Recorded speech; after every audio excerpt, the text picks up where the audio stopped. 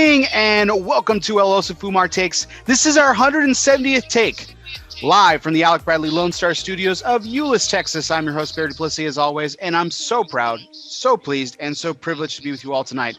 This is going to be a fantastic show, one of those shows that always will commit to memory, and I have a feeling we'll have a few chuckles tonight. So without further ado, before we get to grand introductions of our guest of honor tonight, we'll be introducing him in just a moment. We do have to thank the people that make this show possible, and that, of course, is our sponsors. Tonight's show is sponsored by Drew Estate. This year marks the 25th anniversary of Drew Estate and the rebirth of cigars movement. To celebrate this momentous occasion, the company is inviting you, yes, you, the consumers, retailers, cigar media, well, everybody on planet Earth, actually, to be part of its epic blowout birthday bash entitled DE25. DE25 will be held on September 25th at the South Fork Lounge in Parker, Texas, just a stone's throw away. Well, a few stones throw. Not too far from my house right now, here in the Dallas-Fort Worth Metroplex. The DE25 celebration will include the unveiling of Drew Estate's newest brands with a first-to-experience approach for consumers and trade partners alike. Buy your tickets today at drewestate.com/DE25. And tonight's show is also sponsored by Oveja Negra Brands, 4 unique companies who share a passion to provide innovative cigars for the next generation of cigar enthusiasts. Black Label Trading Company, Blackwork Studio, Dissident, and Emilio are combining premium tobacco with an artisanal touch. Oveja Negra, where art and tobacco collide. Join the flock and visit OvejaNegraCigars.com to learn more. And welcome. Without further ado, for our 170th take, we welcome our guest of honor this evening, sponsored by United Cigars. Smoke one today. Start living united. Mr. Jarrid Trudeau of Kristoff Cigars. Jarrid, how are we doing tonight? What's up, dog? How are you? Oh, I am living the dream. I am much better now that we've gotten that all out of the way. So yeah. Yeah, You got that out of your system. Yeah, got that out of my system. I'm about to light up a cigar. I'm about to talk to you. I mean, life couldn't be better. I'm really excited. Bedtime tonight with the kids was a little bit of a nightmare, but I'm here now. It's okay. So woosah. We got through it. So I'm super excited to sit down with you, Jarrid. If you can believe it or not, you were a guest. So this is Jarrid's second stint here on ELOSOFUMARTAKES. You were part of take number 46. Oh wow, that was a long time ago, huh? Yeah. I couldn't believe it myself. I thought for sure you were a little bit later, and I was like, oh, it's probably been about 100 takes since I had you on, and then I realized, I was like, oh my gosh, you were number 46. It was crazy. Absolutely crazy. Oh wow, that's very early. And you do these every week, right? Right. Mm-hmm. So that's a lot of episodes. Yeah, it's been a bit. It's been a minute. You know, we had Glen on last year for the 113th take. And that was but yeah, it's been a while, but I'm super excited to have you on tonight, just to talk to you about a couple of fun things, and then obviously a lot about Kristoff, and share a Kristoff cigar with you. So I'm about to crack mine open, but what did you decide to light up tonight, Jarrid? I just grabbed a Connecticut. That's kind of like my go-to because I do sit around and smoke pretty often, as one would imagine, and so I end up gravitating towards this Connecticut more often than not. This or the JT or the Sumatra, that's kind of my wheelhouse, like that mild medium around there. So yeah, that's what I grabbed first, at least. Not too many pissed offs in the Jarrid rotation. That's what you're saying? No. My fiance Marissa, she smokes pissed off, so I always have those sitting in my humidor, the little United firecracker pissed offs, and then I have the little pissed offs as well. So that's her speed, the fuller bodied stuff. So we're in stock on them, but they're not for me, they're for her. Nice. I need to enjoy more of those. I've really liked the blend. But I need to get more of those. I mean, you know, as you know, we'll talk about it here a little bit later, but you know, I find myself always gravitating, you know, toward the vengeance. and I just grabbed those like crazy. But my good friend Brandon, who's in the chat, who works with me over at Michael's Tobacco, he's smoking another cigar that I thought was just absolutely fantastic. Last year's TAA, the Box Press San Andreas. Oh my God, yeah, that cigar's really good. Yeah, yeah. That's a grab your attention cigar, not like in an aggressive way. It's just the flavor. Like when I lit that cigar for the first time I had it, I just was like, damn, like it's just grabs you with all the flavor intensity. It's just, God, I love what you guys did with that box press. It was terrific. Yeah, that's one of my favorite Maduro blends that we've done. The San Andreas blend in general is really good in the regular Vitolas, but that box press I just think is next level. And I'd love to do more box press stuff, just for regular production, not necessarily just for Secret Squirrel TAA stuff, but for regular production product, because I think a lot of people would really like those. Well, it was tried before, right? It was the Gallerone series, and that wasn't just box press. That was also a different factory and a lot of different variables and everything. But the cigar that I'm smoking tonight is actually kind of I guess your first foray back into it, right? Which was the cigar with your namesake, right? The JT signature. Oh yeah, yep. That's the one. That's my baby. So this is actually a very special cigar. So I shared it with you before the show, Jarrid, but for the purpose of our audience tonight, this cigar has a little bit of a story. So I run into Jarrid outside of the PCA trade show 2 years ago, and he's like, "Hey, I got something for you. He's like, something for you to try. It's like all cigar makers, no big deal. Just hands me a cigar, and I noticed the footband right away, and I was like, wait a second, and sure enough, it's yours. And that is it's your cigar, but this cigar in particular, the one that I'm actually holding, I'll go ahead and put my cigar into focus there. You can see the date on it. This was actually the one that you handed me that day in the hallway at PCA. Oh no shit, that's crazy. That's crazy. I wish I had one of those that's that old. That's So I'm gonna crack it open and we're gonna light this bad boy up here. So I'm really awesome. Excited. I'm gonna be jealous. I probably have 2 4-packs of JTs in my humidor. That's probably it, because those end up going once we get them in too.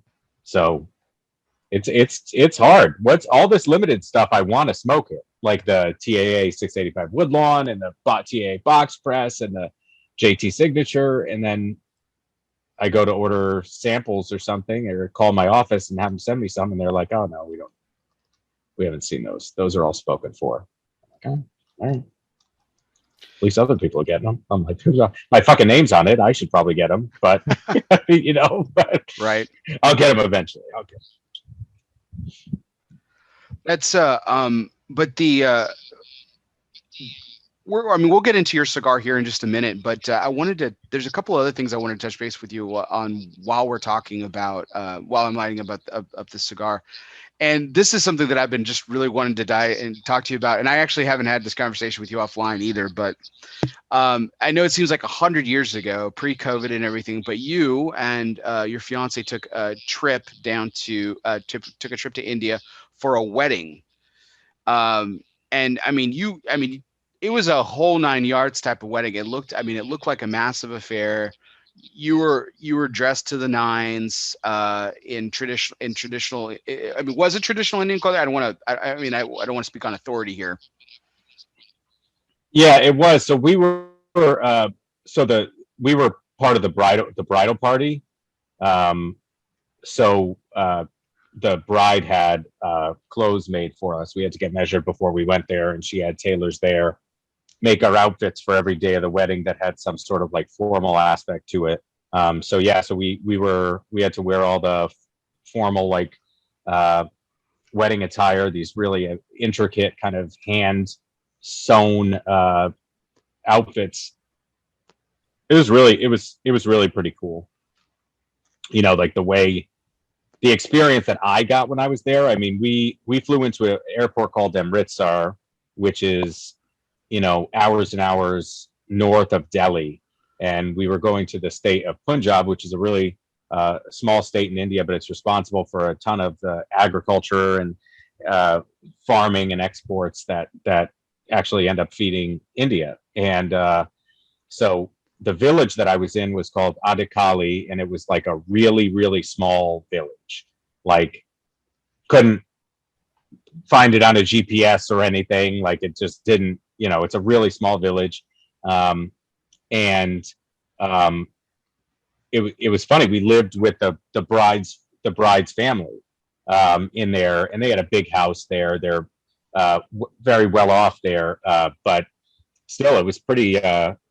It was interesting walking around the village and stuff like that. I met a guy who was 104 years old, and he was a farmer. And he told the father of the bride, a 6-foot white guy walking through the middle of of this super rural town, and draw some attention, smoking a cigar, like. And so I was walking around with the father of the bride, and he introduced me to this guy and said he's 104. And the guy told the father of the bride, Dave, Baldev is his name. Said, this is the first white person I've ever seen in my life, like not on TV, in person. Like, that's how rural this village was. So it was really, I mean, an experience that I couldn't have paid for, just being immersed in a culture like that and seeing everybody and living with everybody. And I mean, it was just such a cool kind of like once in a lifetime experience that we want to go back, Marissa and I, and kind of have a little bit more casual, because the wedding was, like you said, I mean, it was insane. It was 800 people at the wedding reception, 4 days of different ceremonies and things like that. And we got to participate in all of it. And it was really like incredible traditional like experience for us. So yeah, definitely once in a lifetime. And it definitely left an effect on us, both appreciating the culture and how immersed we were able to get in it, but also appreciating, what we have back home and things that we take for granted and stuff like that. And, being able to see the real disparity between the upper class and the lower class, and how there's really not much in the middle. And it was wild. It was one hell of an experience. It really was. But yeah, feels like ages ago. And we left. It was in March, I think, or something, of 2020, and then literally like by the end of March, the world was like shut down. To the point where the bride, who was a school teacher in Albuquerque, one of our best friends, Sonia, she was a school teacher in Albuquerque, and she wasn't able to come back home for 9 months or something like that. She got stuck there because there were no flights leaving and bringing people back. So she just had to, stay. She got to stay there, and her husband is still there.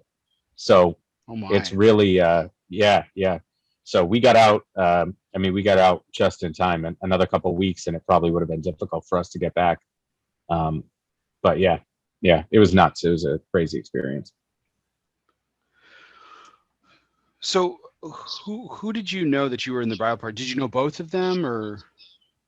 Well, it was an arranged marriage. So none of us knew the husband, but Marissa's best friend growing up, her name is Sonia. She was the bride. So Marissa was like her, in her bridal party, like maid of honor. And then Sonia was getting married. And then we, over the years, we've all become friends with Sonia, but she's not just like my wife's friend, you know what I mean? Like, she's my friend too. And so, and I always busted her balls about not being married and not, trying to find a husband. And it's kind of, it's a really traditional process of like, your parents forcing all these guys, and this guy's a doctor, this guy's this guy's that, and trying to get her married. And she was just like, nope.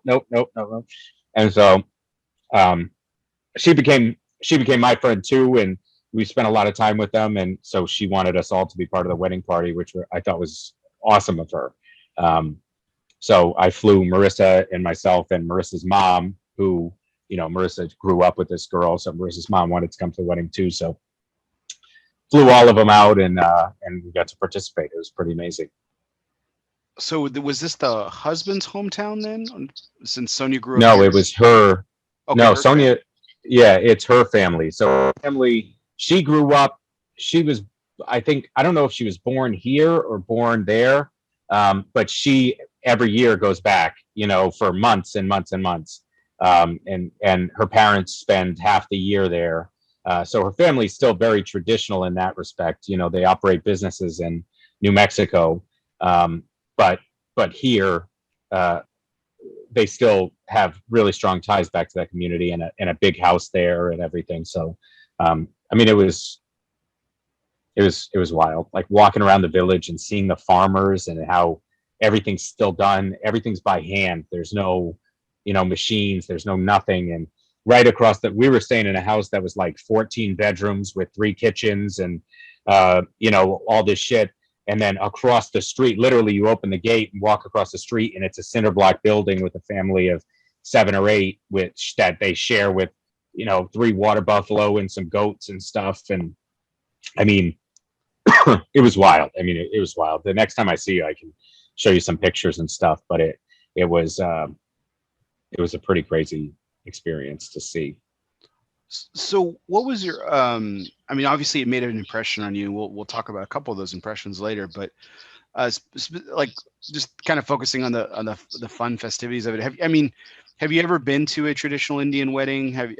Other than your introduction to Sonia, I guess have you ever had any experience with that culture at all? No, not really. But it was insane.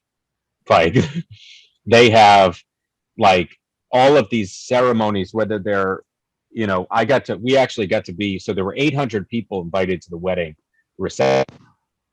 There were 250 items of food on the menu, different vendors. I mean, everything you could possibly think of, a live concert on like a full-size stage. I mean, it was insane. It was nuts.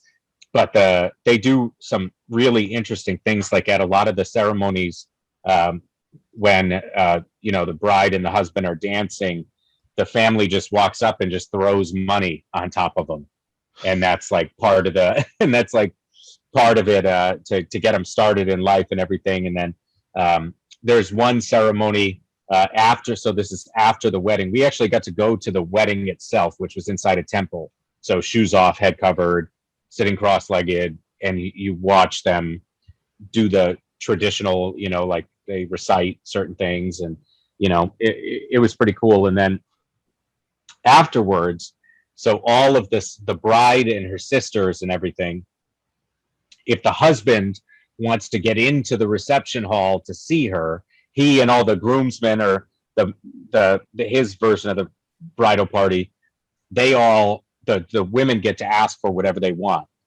so that from the husband, like that's their only chance. They can ask for whatever they want, money, gifts, anything, and the husband has to do it. And it's like a negotiation between the bridal party and the groom's party for the women to let them into the building. And so, they can ask for $1,000, and he's kind of like got to do it, and so it was really cool. I mean, it was a really cool experience to be that in it and not just watching it,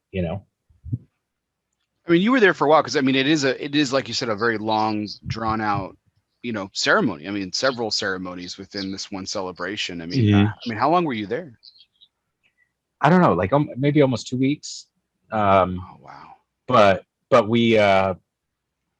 we also got to see a lot of the state of Punjab. We went up into the Himalayas, saw some of the like really old holy sites, like a stuff that you would think was made up, like a solid gold temple that a giant tree grew around, that one of the parts of the god of their god was scattered. So the god was divided into, let's say, 8 pieces or something like that, or 9 pieces, and all the different places where the body part landed is a holy site. So one of them is this giant, enormous tree growing around this golden temple, and so you stand in line and walk in, and you can see the, you know, the holy artifacts. And one is like I don't know, 1,000 square foot temple made of solid gold in the middle of a lake. Another one, there's just fire coming out of the ground 24/7. That if you throw water on it, it gets bigger. I mean, it's like miracles. I saw you know, all the monkeys up in the Himalayas towards the Chinese border, and I mean, it was crazy. The food was amazing. I mean, just all veg, pretty much all vegetarian, but super fresh because the produce came from the farms. Mm-hmm. So thousands of acres of farms all the way around it. So any produce they needed came from the farms that day and was prepared in the kitchen, which is a separate building, so that you don't have to smell it being prepared. And it was wild. It was wild. It was again like a life-changing experience for me to be able to get into that culture and see it that way. You know, it seems like to me like that's one of the things that I loved about travel so much, and just like understanding like different cultures, and just seeing how, like, I mean, like you said, Jarrid, like the thing, I mean, I've been to some big weddings, and I've been to a lot of weddings here in the United States. And I've been to some big ones. I've never been to an 800 person wedding. I mean, I mean, it's wild. That's a town. Yeah. There were probably more people at the wedding than there were in the town that I was staying. And they knew I like to smoke. So this house, which had, like I said, 14 bedrooms and stuff, there's one room that's perched like on top of it that opens up to this huge deck, which is basically the entirety of the roof of the house. And so I was all jet lagged and shit. So I'd wake up, 6 o'clock in the morning, and I'd sit out there, and you can hear all the, the prayers being read over the loudspeakers, and I mean, the sunsets and sunrises over all these thousands of acres of farm fields. And I mean, but there was, so they have this ceremony, it's called Jago, and basically Jago like means like stay up late. And so basically you're like, I was born for this. Yeah. Like, I do this as a career, And so I was like, so you stay up late, drink, party, eat, have a good time, dance. And then at one point, say midnight or whatever, you walk around the entire village as a big giant procession, knocking on families' doors and inviting them to the wedding in person. So people are up super late, and they stand in front of their house and then get their invite, or you go into the house and they give you a drink or whatever. But there's, by the end of it, and then they join the procession. So by the end of it, we had, 500 people in this giant long line dancing through this town at 2 a.m. or something like that. I mean, it was really crazy. Oh my gosh. I want to experience this now. That's crazy. Mm-hmm. Yeah, it was nuts. So what was the religious background too? I mean, I don't want to assume anything. Was it Hindu? I mean, that's a big religion. No, they're Sikh. They're Sikh. Okay. Yeah. So Punjab, the state of Punjab, that's right. You said, yeah. Yeah. So they're majority Sikh, which is different. It's different than Hinduism. Okay. I'm sure that there's somebody more qualified than me to explain it. Well, and I mean, there's so much more to it, I know, but I mean, that's the part of their religion is the turban. The turban has a very holy place for the men who wear it, and it's very much a centered part of their religion, much like the yarmulke in Judaism. To a certain so the men they never cut their hair. Mm-hmm. So they or the traditional men in the faith, they don't cut their hair. They have really, really long hair, which is twisted up into the turban that they wear at all times. And the Sikh people are like warriors.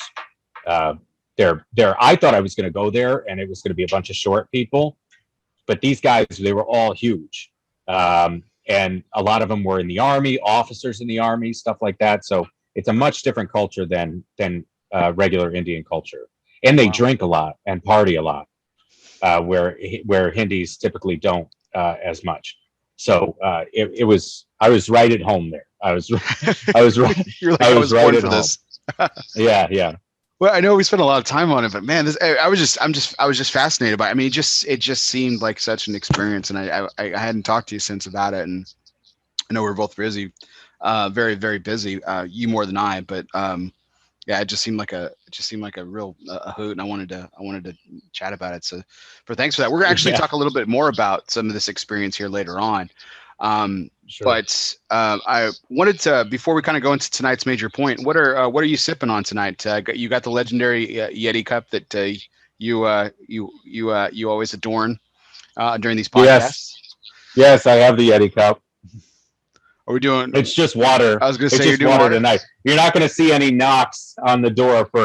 I was doing another podcast, and I was just like in the middle of a sentence, and I knocked on the window, and Marissa just stuck her arm out and grabbed the Yeti cup to refill it with vodka for me. And it was like, oh, thanks, babe. But yeah, no, it's just water today. Well, in honor of your partner and boss and the owner of Kristoff Cigars, I'm sipping on some gin tonight. I know he's a vodka guy too, but last time I talked to him, he said he was a gin and vodka guy. So I'm sipping on some gin, and I've got some water as well to stay hydrated too. So that's what I'm going to be drinking on tonight. It's this. Are you a gin guy too, or are you mostly vodka? Yeah, I like gin. So I've been really enjoying this. I've had it a couple of times on the show, and have you had Gray Whale before? Huh. No. This is really good. So the entire gin is sourced from Californian botanicals. So it's every single ingredient's from California. So like the juniper is from Big Sur, the limes are from Temecula, the fir tree is from Sonoma. They use sea kelp in it.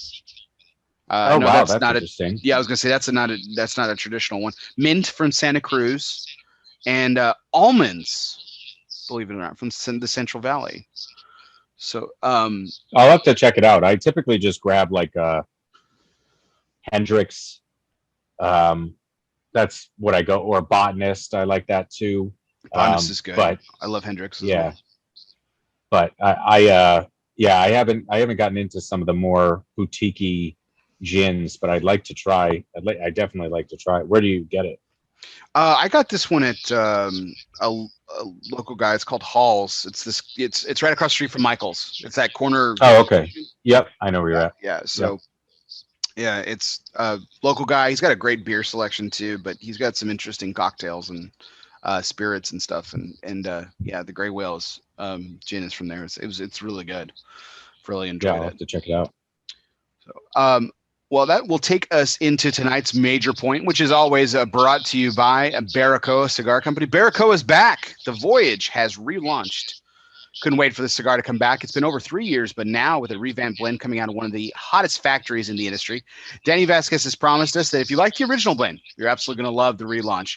So check out purveyors and check out Baracoa Cigar Companies on all your social media platforms, and you can see where you can get Baracoa Cigar Company. Once again, the Voyage is back. And as always, never settle. Baracoa Cigar Company. So, Jarrid, it's been, like I said, we talked about, it's been quite a while since you and I sat down. It's been over a year since I've sat down with anyone from Kristoff and talked about it on the show. But the cigar that I lit up tonight, I'm really excited to kind of get into the story behind it. First of all, what an honor, right? I mean, you're for Glenn to say, let's do a cigar for you, or did you go to him? I mean, what was the story here? No, I definitely didn't go to him. I'm always, and anybody that knows me well in the industry knows that I'm a business guy. You know, I'm a business operator. You know, I'm passionate about the product. I love the product. I wouldn't want to sell anything else, but I'm not. I've got the wrong accent for talking about a lot of this stuff as far as Glenn goes. Glenn spent 15 years going back and forth to the Dominican Republic to work on these things, and the guy that runs our factory for us, Rolando Villamil, he's an absolute legend with 50 years of experience. in the tobacco business, and he's worked with Glen to help him become a better blender and to work on the blends together. So this actually started when Rolando came to the PCA in 2018 or 2017 maybe, and he had a literal like Ziploc bag full of cigars, like a lunch sandwich bag, with it had 3 cigars in it. And he was like, you know, Maho, I want you to try this and tell me what you think. So he gave me one, he gave Glen one. And I was like, Glen was smoking it, and he was like, what do you think? And I'm like, I love this wrapper. I'm like, I don't know what it is. I'm like, but I really love this wrapper. And it was that HVA, the Havana Vuelta Bajo. And I was like floored by it. I loved it. And I loved the way it looked. I loved the way it smoked.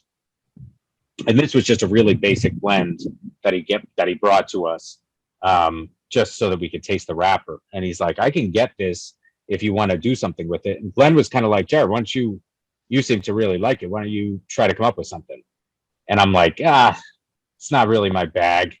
You know, I'm like, I don't know enough, you know, Glen and Rolando have forgotten more than I know about tobacco. So it's like, I really was kind of like, oh, I don't know.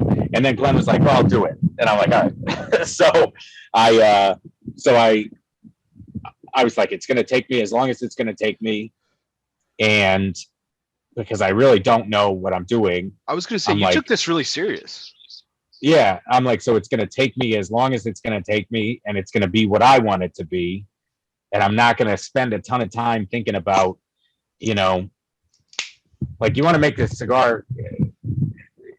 When you're marketing something commercially, you try to find something that you like, but it's like buying and selling anything else, make what you can sell, not what you would buy, so you've got to make stuff that fits everybody's palates. Like I said, I'm a mild medium guy, but the cigars that we've done the best with over the years have been Maduros, right? Not saying I don't like Maduros or don't smoke Maduros, but it's just not what I go to every day.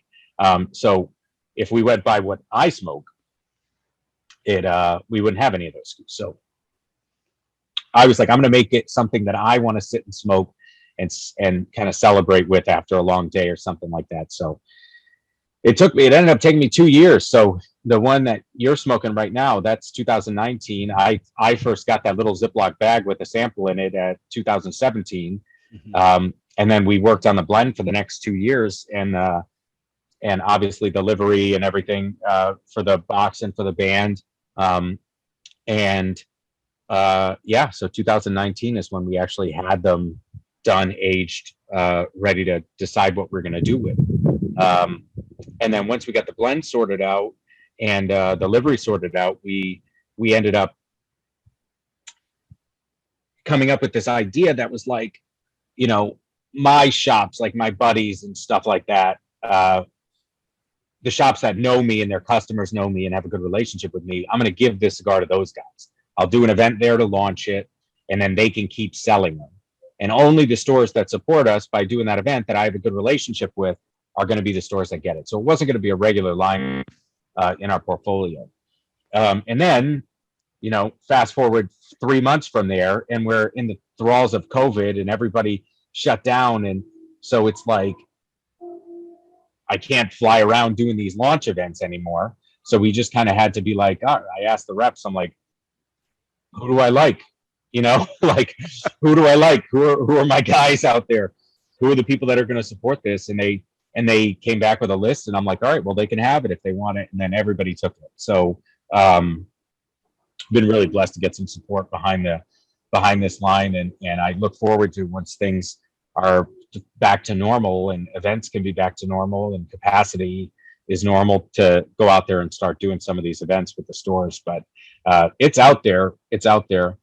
I wish I could tell everybody where it is, but it's in Michael's of Euless has it. It's there's plenty of places that do have it, but just it's not in every brick and mortar store. It's really in the stores that I think are important to grow in the brand that I have a good personal relationship with. It only comes in one vitola, which is a box press, which at the time, this was prior to Ural's TAA San Andreas box press. It's prior to this year's TAA box press. You guys, Kristoff has tried box press before, but this is kind of its first kind of foray back into the whole box press. What was it about the box press that attracted you? Since this was your project, I mean, did you tell him to try it out? Was this originally on? No, that's what I wanted. Okay. That's what I wanted. I knew what I wanted. I knew the size I wanted. I knew the box press was going to be a thing for me. And to be honest, it's like I wish there was some like eloquent reason why I wanted to do a box press. I just kind of like them. I've always gravitated towards box press cigars, but also at the time I had like this really small side table that was very flat, and I was tired of my cigars rolling off of it if I put it down in the middle of smoking it. So it's they say that like the reason Jack Daniel's bottles are square is so it doesn't slide out from under your seat when you slam on the brakes. And that's sort of the same reason why I wanted to do the box press for the JT, because I was putting it down on the table all the time and I find it rolled off the balcony or whatever onto the ground. So yeah, so there's really not a super artsy reason for why I did it. I just kind of liked it. I liked the way it looked, and I liked the way they smoke. Just to go back for a moment to the process in which you took and the time that you took to get it. I mean, do you have any idea? I mean, how many samples you tried before you kind of settled on this blend? It was a lot. it was a lot, and it was a lot of work when we were in the Dominican Republic too, working on it in person and things like that. But I would get a box shipped to me with one cigar in it or two cigars in it, wrapped in bubble wrap. And then I was like, all right, well, this is what I'm working on this week, I guess, and trying to pick this apart. And the big problem is I really didn't know what I was doing. You know, I've been around tobacco for 10 years and involved in making decisions for, blends and new products and stuff like that. But I've never been in the weeds. Like, that's really what Glenn does well and what Rolando does well is sit down with the tobaccos and work on it. I might give some feedback on what the product might need or what it might be missing or what it might have too much of or whatever.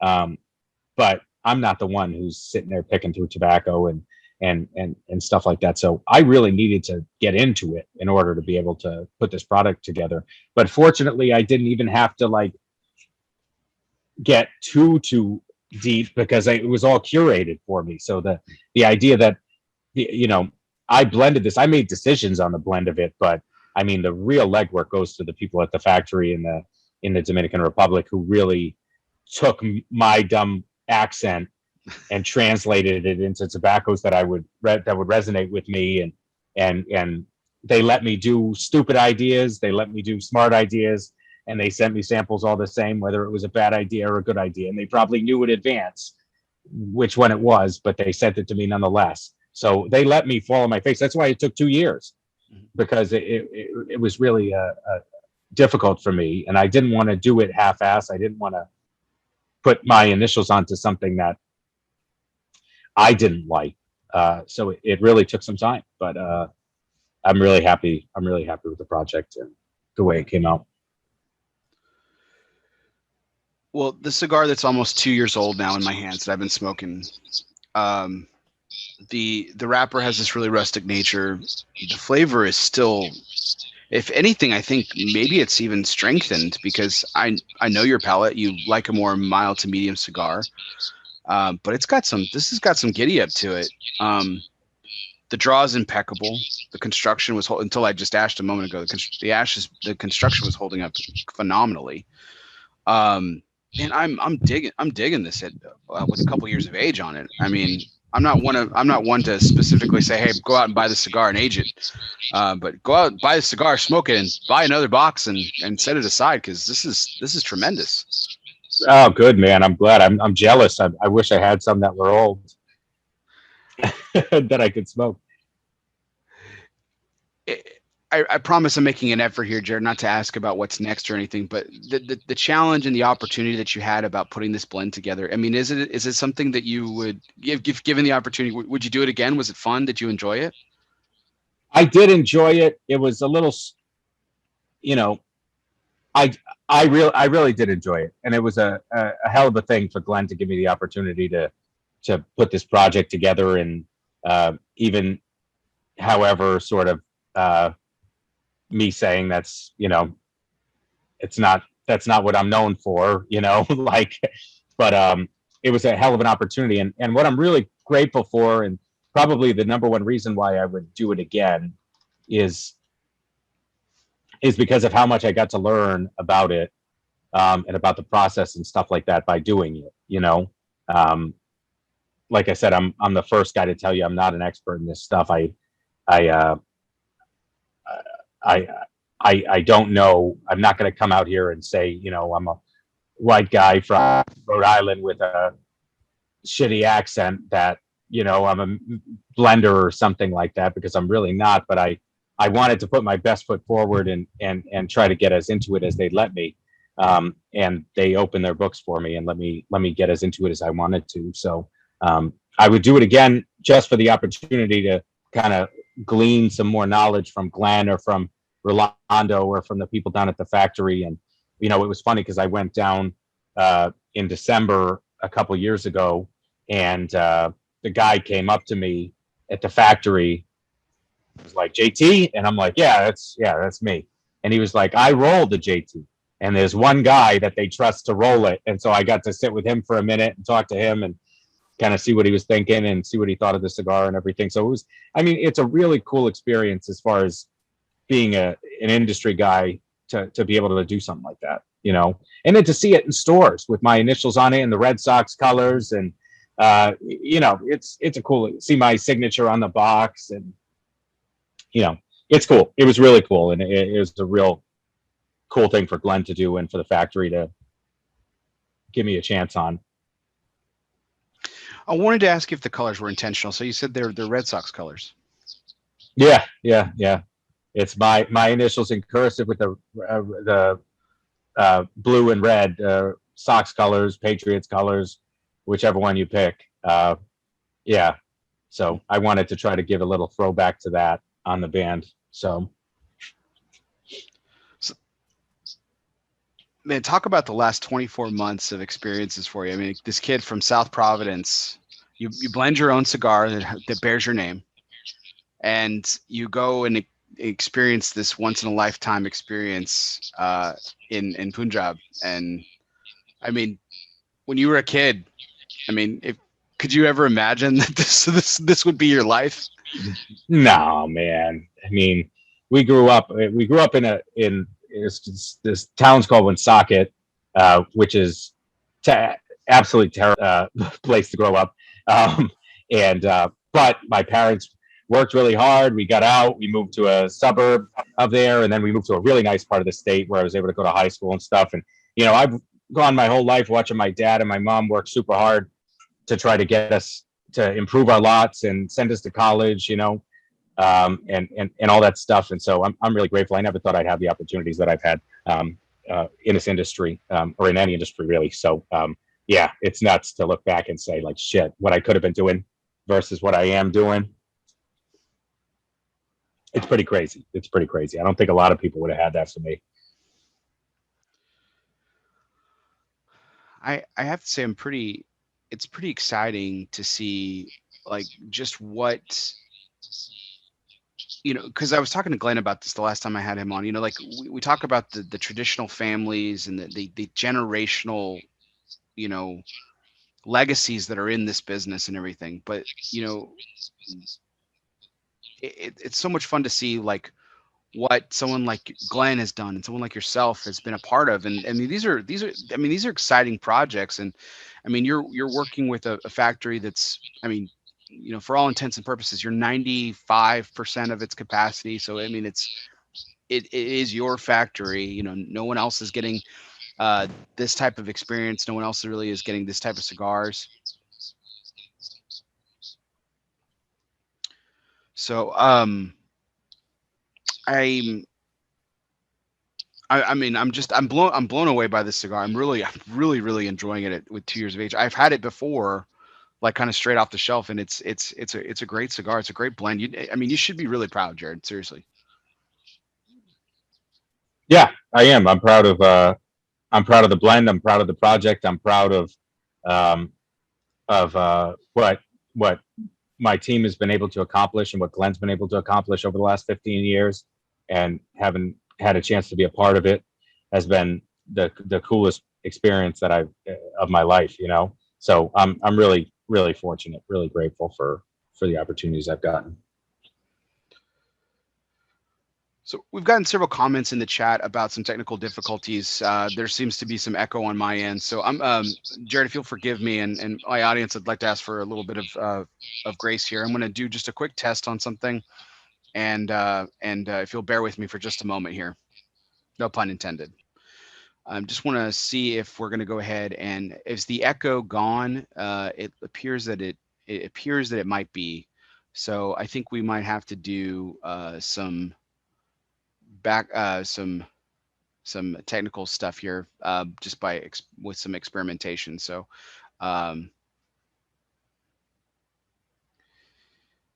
Jarrid, if you can hear me, I muted your microphone. I think that actually solves the yeah, that solves the issue. I think looks like we're having. So I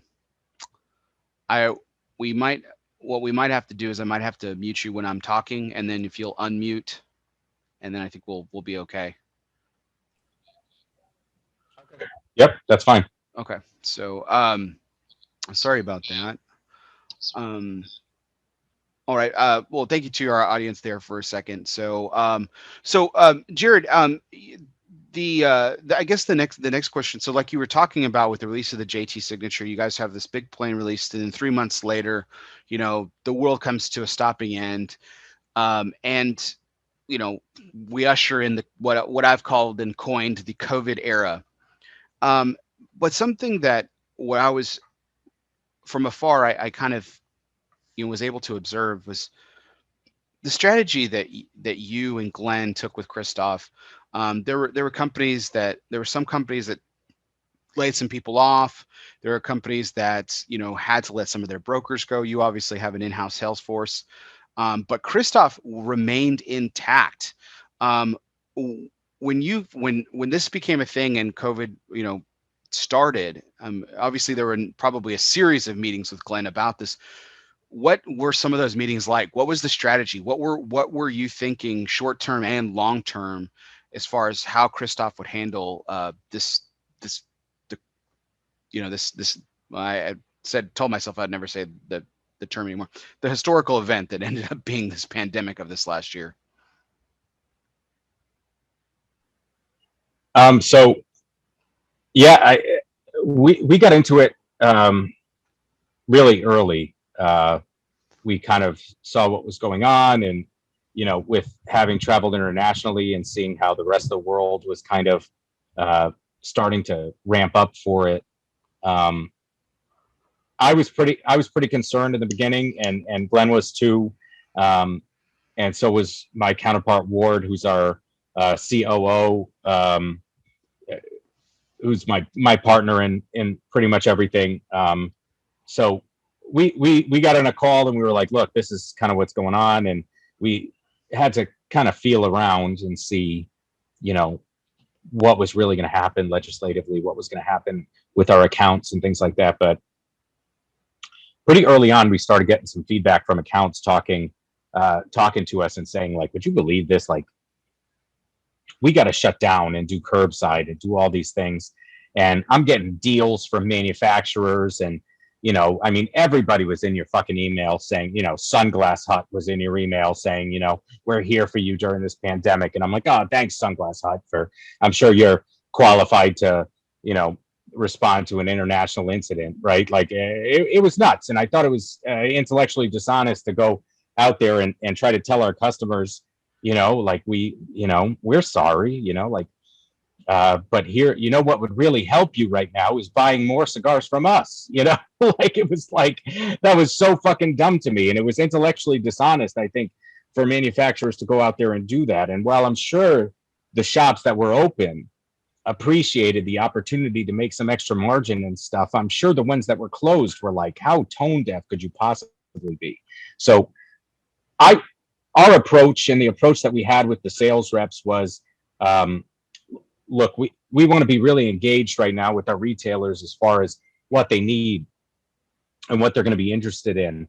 And, you know, if they're doing curbside, let's come up with a way for them to sell cigars at curbside. If they need swag, if they need materials, if they need retail bags, if they need all the things that could help during this time. But so if, you know, if you're local to a big market and you're going to stop by a store, if it's possible, you know, that shop owner might have had to lay off his staff, you know, so go work the humidor for him so that the guy can catch up on paperwork and paying bills and stuff, or, you know, just help out and be around and be there for in the way that the customers need you to be there, instead of, you know, emailing them and saying, hey, pandemic special, you know, blah blah blah. Like, it just seemed nuts to me that was the approach that some manufacturers took. So so we put out, you know, a press release saying, you know, we're not going to try to tell you how to handle things because we don't know how to handle things in your shoes,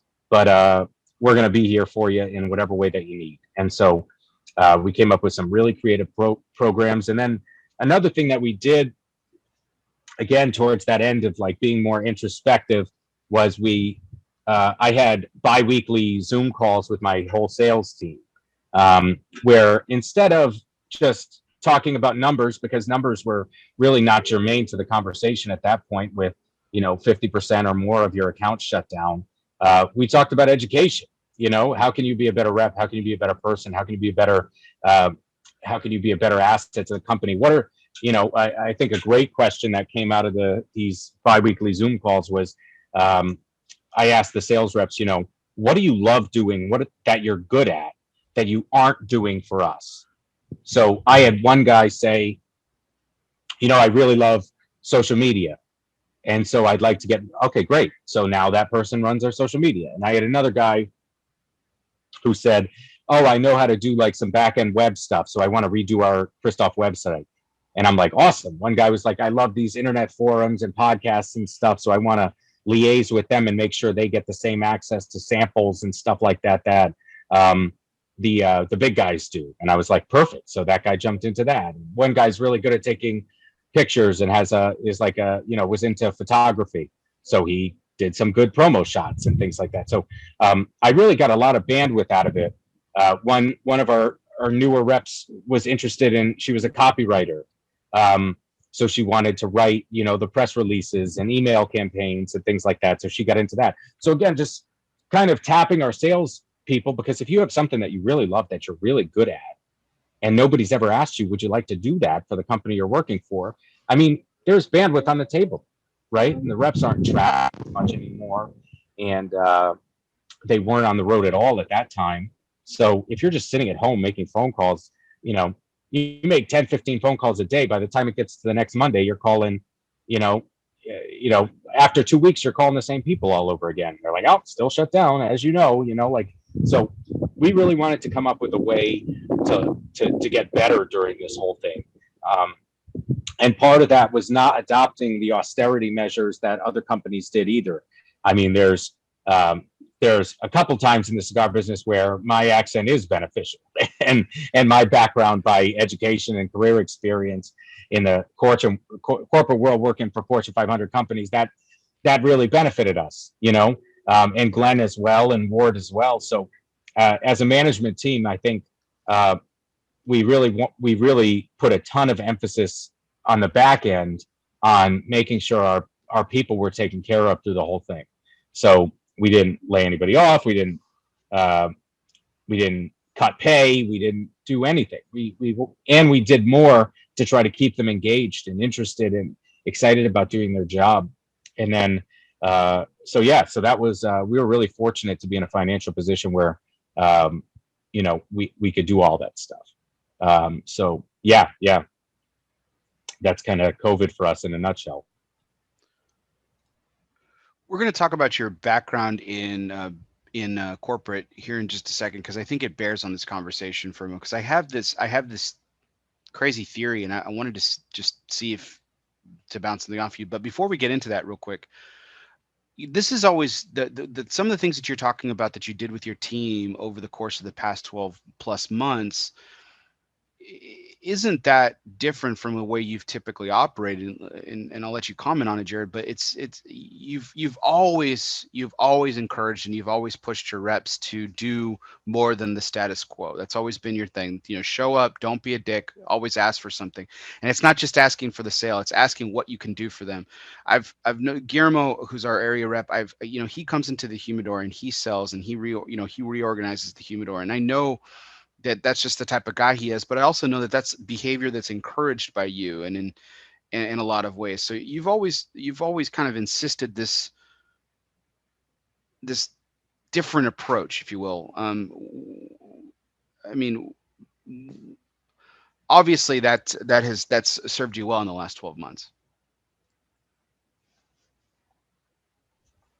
Yeah, it served us well before that, and I think it'll continue to serve us well. But during these last 12 months, I mean, the reps, I really try to empower my guys to and girls to be about it, like if you're going to show up to an account. And you always hear people in the cigar business in these sales calls and stuff, they preach about partnership, they preach about all these different things, but then when it comes time when your retailers really need a partner, and need somebody to help them weather the storm, all of a sudden you're calling them for an order, and it's like you just have to use your brain for a half a second to realize that. Would it be great to write orders? Yeah, it absolutely would. Is that what the retailer needs right now when they don't know if they can pay their mortgage, when they don't know if they can pay their staff? They need you to call up with the fucking 8-in-1, telling them how that's going to help them through the pandemic, and they don't know if they can pay their part-time guy that's been there for 5 years, 10 years, whatever. No, that's just silly. So that approach of being the kind of people that people want to do business with has served us really well, and it especially served us during the pandemic when my whole team was really engaged towards the end of being better partners to the retailers. Have you noticed the tangible proof of these practices? Like, have retailers gone out of their way to tell you how they're more committed to Kristoff because of this? Or are they truly do they truly understand, and do they truly appreciate what you do, the extra mile that you guys go? Oh yeah. I mean, there are some accounts that the big guys are doing $5,000 a year with, that I'm doing $35,000 a year with. I mean, you never know who you can be important to, and you can be important to a lot of people if you take that approach of being the kind of people want to do business with, and being a good partner and going the extra mile. And everyone's going to find a way to say yes to you and to support you if you support them the right way. So yeah, we had a lot of retailers reach out during the pandemic and say, listen, what you said about this was spot on, and we appreciate that tact. And so, yeah, it worked out really well. So Jarrid, here's my crazy theory that I have. Now, I'm not I'm not so crazy as to suggest that you saw an international pandemic coming. But as you've lamented on my show, and you've said on numerous occasions and on several platforms, you left a very lucrative, promising career in the corporate sector to follow this dream within the premium cigar industry. And you started off as a sales rep, and you opened up another territory, and so on and so forth, to where now you're completely Kristoff is completely in house, and you built that from scratch, literally. Um, Here's my this question came across to me today. Did you, maybe subconsciously, or did you actually see the end of big box coming? Like, this seems to be the dawn of the end of big box as we know it. Did you see that coming?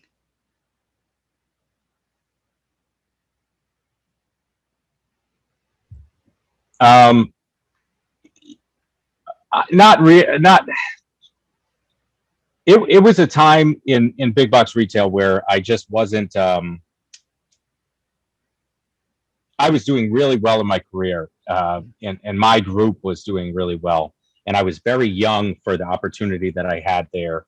In the same way that I was very young for the opportunity Glenn gave me, and so um, I was more. It was much less me thinking, you know, this is the way of the past. Because I mean, if you're going to leave an archaic business and come to another archaic business, that wasn't, it wasn't exactly like, I left big box retail as an executive to, come develop software. It's like I left I left big box retail to come and sell dead plants in a tube for $10, the same way they've been being sold for the last 100 years. So it's I just saw an opportunity where I was in an exceedingly corporate, publicly traded environment where I was accountable to demonstrating shareholder value at all times, things like that. And I saw an opportunity as a pretty young guy to have like this entrepreneurial sort of leap into a different space. And I knew I was young enough to where if it didn't work, I could get back into whatever I was doing or try over or start again. And so I was like, fuck it, I'm going to do it. And I knew I wouldn't be able to look at myself if I didn't try. And so when I jumped into it and got into it full time, I realized that there was a ton of opportunity in this space, because a lot of the parallels that I saw between the big box sort of executive culture and corporate culture, they were shared in the cigar business. There were these big lumbering companies that, didn't realize that their lunch was getting eaten every day, that could be a victim. And so I saw a lot of opportunity, and I saw this really entrepreneurial kind of thing in front of me, and really just kind of threw the fuck it flag and was like, I'm getting into it, and I'm going to do it. And so, and thank God it all worked out, and Glenn gave me the opportunity and did everything he ever said he was going to do for me. And now we're here. So yeah, I wish I had foreseen sort of the way that the market was shifting, and maybe subconsciously or something like that, that was a factor that I weighed. But it really just felt like this is what I want to do and this is what I don't want to do anymore. And that's really what factored into the decision. It was much more caveman brain than alpha brain, No, that's really something. No, it was something I was listening to our previous discussion earlier, and I was, I've listened to a number of your interviews that you've done, and hear you talk about it so often. And with what COVID has delivered, with what they're calling the dawn of big, the end of big box and everything, it just kind of got me thinking that, I was like, I knew it probably wasn't a conscious thing, but maybe it was some conscious on some level. And it's just, it's interesting sometimes how, like, life kind of, finds its own path, and the decisions you make kind of, they end up working out in the end in a lot of different ways. I mean, sometimes they don't, but in a lot of ways that you could never imagine.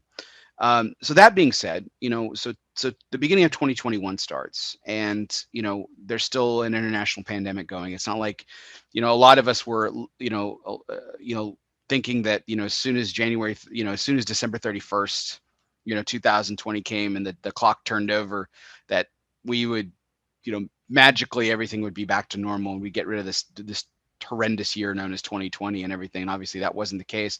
So when you sat down with Glenn and started talking about what are we going to start doing in 2021 as things start slowly rolling to normal, what were some of the plans that you put in place, and how have you guys taken those steps as this year has stretched on? We're now going into our 6th month of 2021. So first and foremost, and it kind of gets back to that whole like trying to not be intellectually dishonest thing. A lot of people say, like, what are you doing new this year? What are you doing new this year? And I'm like, yeah, I'm not. Yeah, I'm like, I'm not. I think if you can't give your customers the inventory that's turning with the back order situation, the Dominican Republic has been not just under a a quarantine, but also a curfew. So you can't even go to shift work in the Dominican Republic. So they can only have a certain number of people in the factory, and they also have to be there at a certain time and gone at a certain time. So I couldn't even have 3 shifts to maintain my production at the reduced physical capacity of the factory. So there was very little that we could do. So some of the stuff that we did implement was, we started seeing, shipping manifests come in for inventory, and you'd see, Lanceros, torpedoes, stuff like that on there. And I was like, I do not want to see another one of those again unless it's back ordered. I do not want to see it coming in. I don't want to see manpower going into it. Screw the PARs in our inventory system. I want to make sure we have the things that our customers are turning. So if I get a shipping container, I want to see Robusto Toro 6x60, the stuff that people are selling. And because the retailers, they don't get those inventory turns back, and that customer that comes in looking for a Vengeance Toro, he might find something else to smoke if it's not there 2 or 3 times in a row, because it's back ordered. So I wanted to get the back order situation under control, and Ward and Glenn were unbelievable when it came to managing our inventory and the factory's production during that time. So another policy that we put into play is with the back order management. Our factory might be at 60% capacity, let's say. So that 60% capacity doesn't mean 60% of the rollers. It's everybody in the building is not a roller. You have packaging, you have quality control, you have the admin people, the import export people, you have all these different people in there that constitute the 60%. So our rollers are not able to output the same amount of thing, and we also don't want to rush the process to put out product that's going to become a customer service problem. So in addition to that sort of austerity in the type of product that we were rolling at the time, we also implemented, to keep the brick and mortar retailers fed, this policy, which has no more than 10% of our total back order volume can come from brick and mortar retailers. So we were averaging around 8 to 9% of our total back order volume. So, if we had $100,000 in back orders, only 9,000 of it would be back ordered to brick and mortar retailers.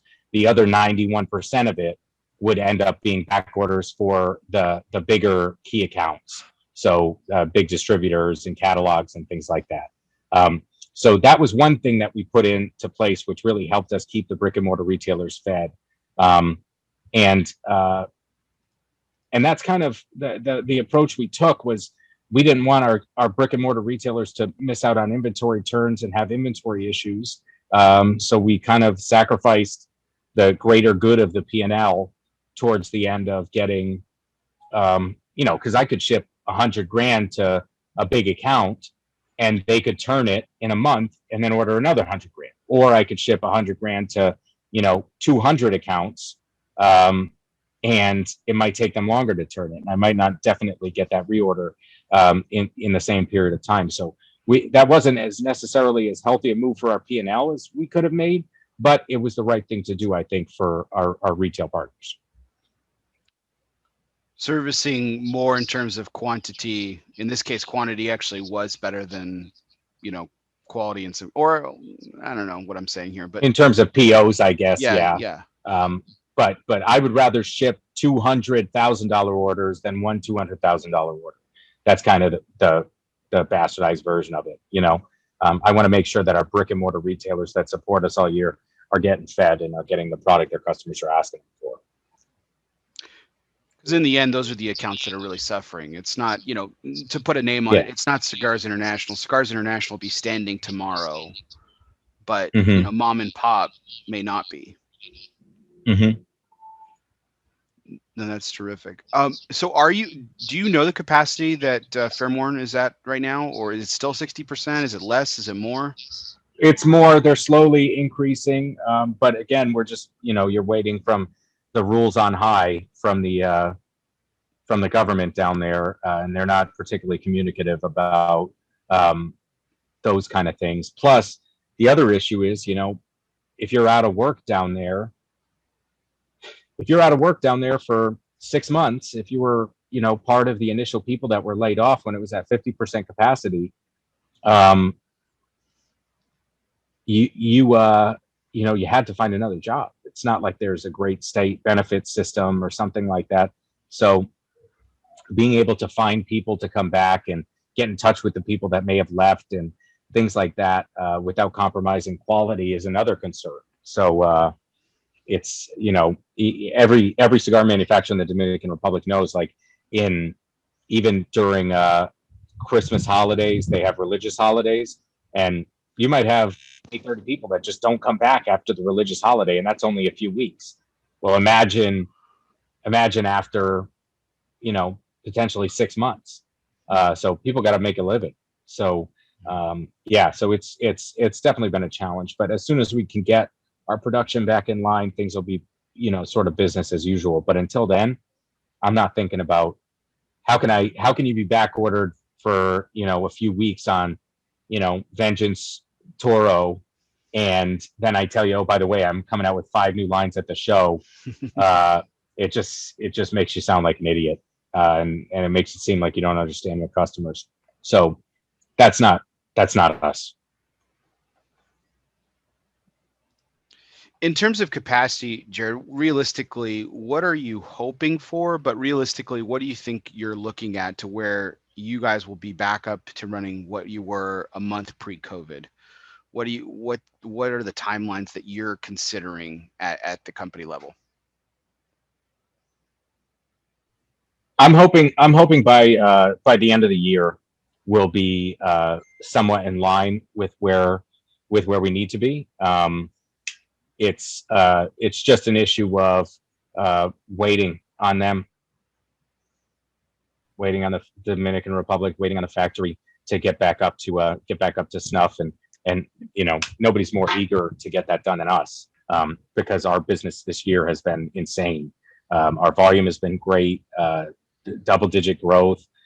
So we've had some insane numbers coming through this year, and we need the capacity.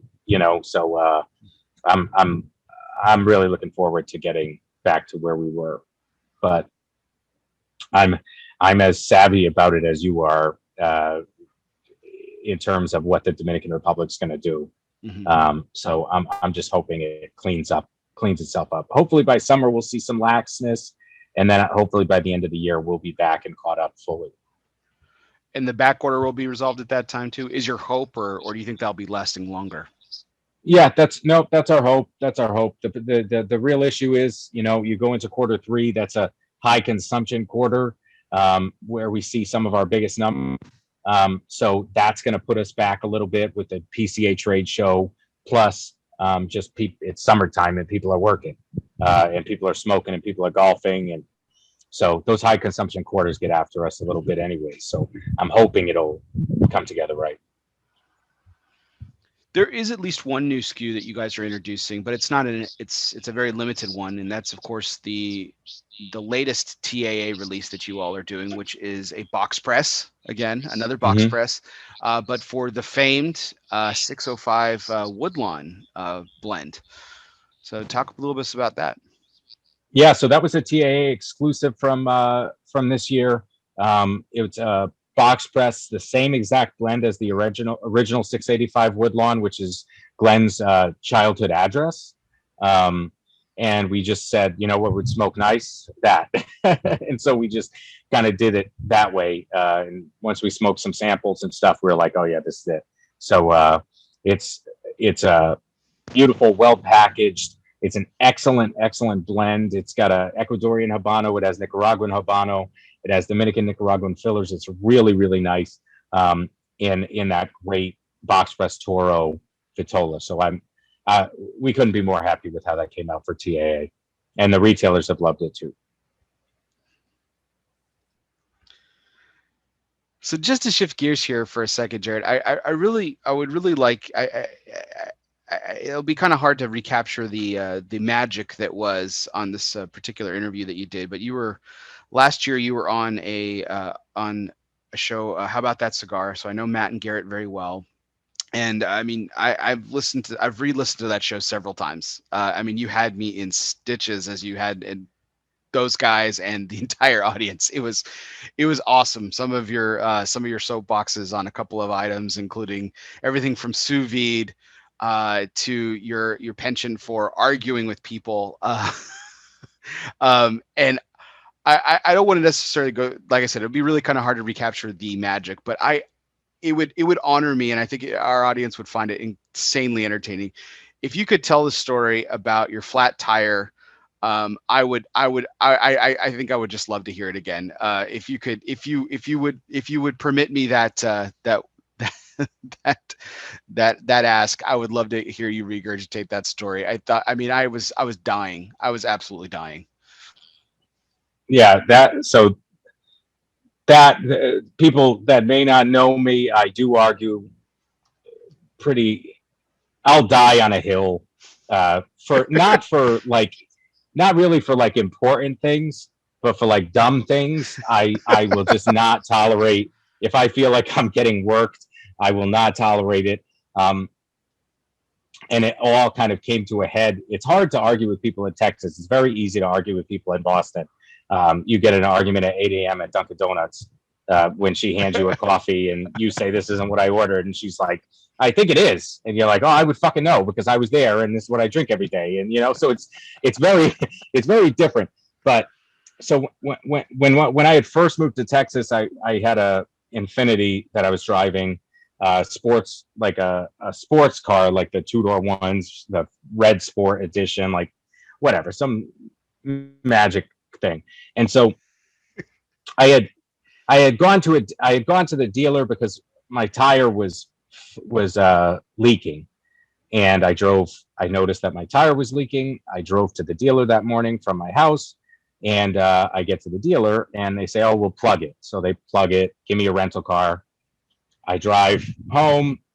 I go back to the dealership to pick up my car. It's all plugged. It's all set, whatever, $20 or whatever it was to plug it. And so I drive from there to a cigar shop, maybe 30 minutes. And I get to the cigar shop. And when I finish, I come out and my tire is flat again. And so I call the dealership and I say, hey, my tire is flat again. I just left. You guys plugged it. And they say, oh, okay, we'll send somebody. And I figured they would send somebody with a flatbed to pick up my car because the tire just went flat on that exact route. And instead, they sent some kid in a courtesy vehicle. And he was like, oh, I'm just going to drive it back to the dealership. And I'm like, well, it literally just went flat on this exact fucking drive. I'm like, so he had an air compressor on the passenger seat. And he's like, no, I'm going to fill it. And I'm like, I don't think you understand how tire leaks work. Like, you're going to fill it, and then because it's leaking, the air is just going to come right back out. And I don't imagine it's going to do it slower on this ride now that it's already leaked more. And so the kid was like, whatever, I'm just a fucking guy who drives here with a compressor. And I'm like, all right, well, just remember I told you this. So whatever, I get in the courtesy vehicle. I'm lamenting this guy about what an idiot this dealership is. And the dealership's motto is like, service is our passion or something like that. And I'm like, these people, whatever. So anyways, so I go back, they call me and they say, oh, well, we have to get you a new tire. And your rim is kind of bent. And I'm like, do you know why? And they're like, why? And I'm like, because you're a fucking idiot with a compressor drove the car with a flat tire back to your dealership and it went flat again. And he bent the rim and popped the tire. I'm like, how come you could plug it 3 days ago, but now it's unpluggable? It's because your guy ruined it. And so they were like, whatever, the tire's going to be like $600. And I'm like, for the tire? And he's like, yeah, for the tire. $600. And I'm like, all right. Yeah, it was some nitrogen filled shit, whatever. Like, you can go to get nitrogen, right? Like if I was to get a flat, whatever. So I'm like, that's ridiculous. So I'm like, what's the part number? So he gives me the part number. I put it in. Infinity.com comes up and it's $300 on Infinity.com, their corporate website. And so I said, can I text you something? He goes, yeah. And I sent it to him. And he goes, oh, I'm sorry, sir. We don't price match. I'm like, you don't price match who? You don't price match yourself? This is Infinity.com. I called an Infinity dealership. And he goes, I'm like, how about I just order it and it shows up and you put it on the rim? And he goes, fine, we'll just do the price adjustment. I'm like, all right, thank you. So I show up there and I'm like, all right, they charged me $300. I put the tire on, even though it was their fault. The rim was holding the air, so it wasn't really that bent, so that was fine. And so I'm like, I'm talking to the service manager, and I'm like, I just want to just make sure you refund me for the plug that you put in. That was not a plug. And he's like, oh, we can either price match the tire or do the plug. And I'm like, why the fuck would this be mutually exclusive? I'm like, you plugged my tire. It was not plugged. I'm like, and then you tried to charge me $600 from a tire and told me you couldn't price match yourself. I'm like, I'm getting my $20 back. And he's like, no, you're not. And I'm like, I am getting my $20 back. And then anyways, it went on and on and on. And at this point, I'm thinking I'm going to go learn fucking Japanese and fly to Japan to argue about this for the rest of my life, this $20. And so I ended up calling. I found somebody that knew the general manager of all of these dealerships, and I ended up calling the general manager on like her cell phone, her personal cell phone. And I was like, this is what the degenerates at your service department are doing to me. And she was like, she literally was like, what do you want? And I'm like, I want a free tire and a free rim, and I never want to talk to anybody from your dealership ever again. And she goes, well, if we do that, please come back, blah, blah, blah. And it ended up all getting resolved. But then I ended up like just giving them the car back. I was like, no, you can just keep it.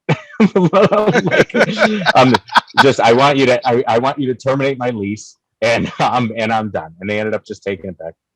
I was so furious. But I was like, I'm gonna get a job at Infinity in service and work my way up through this company to become an executive so I can fire the people that wronged me on this issue, because I have nothing but money and time, and I will ruin everyone's life associated with popping my fucking tire. I was so mad.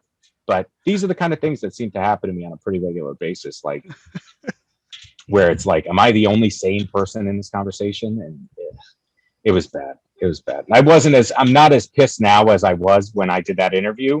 So it's, a little different, the inflection, I bet.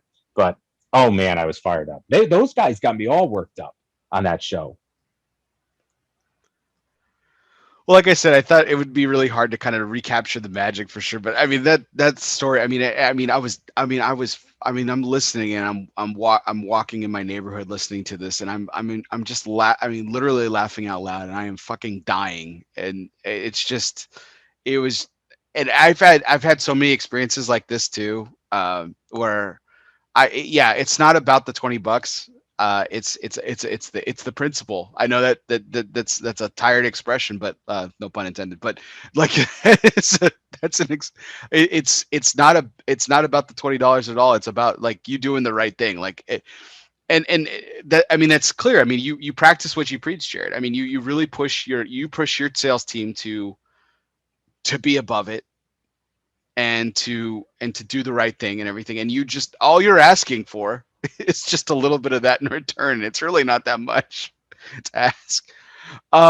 So the other thing that kind of came up in this particular interview was your love of sous vide. Now, I won't ask you to go through the whole diatribe again in that one, but the tire story was pretty epic.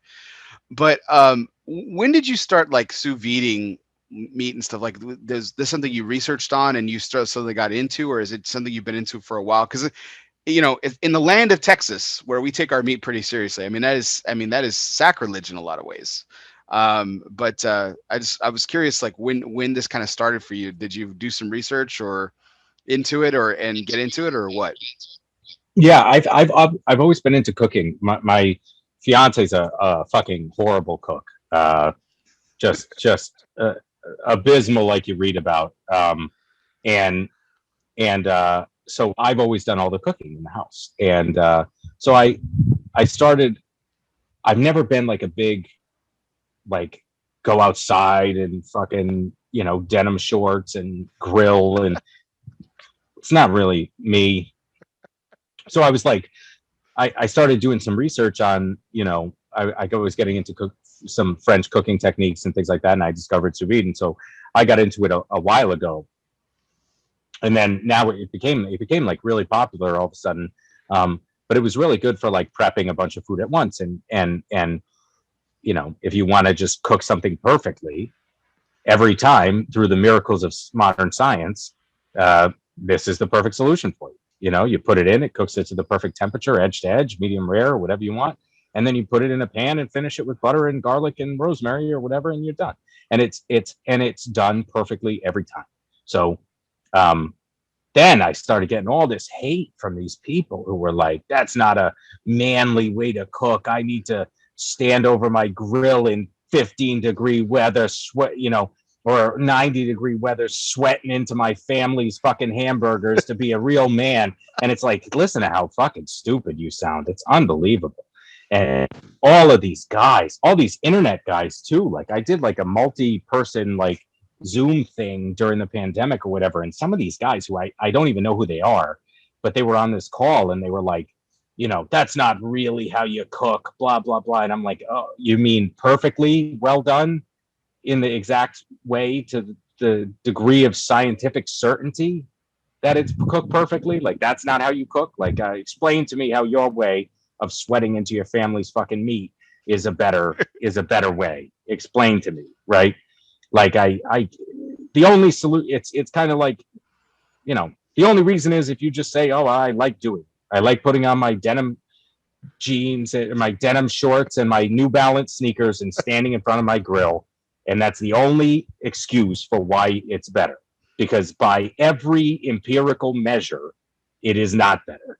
And so anyways, so I started getting all this flack for it. And now all of a sudden, because I went on that one rant, I'm like the poster child for, you know, first world civilization versus fucking cave dwellers.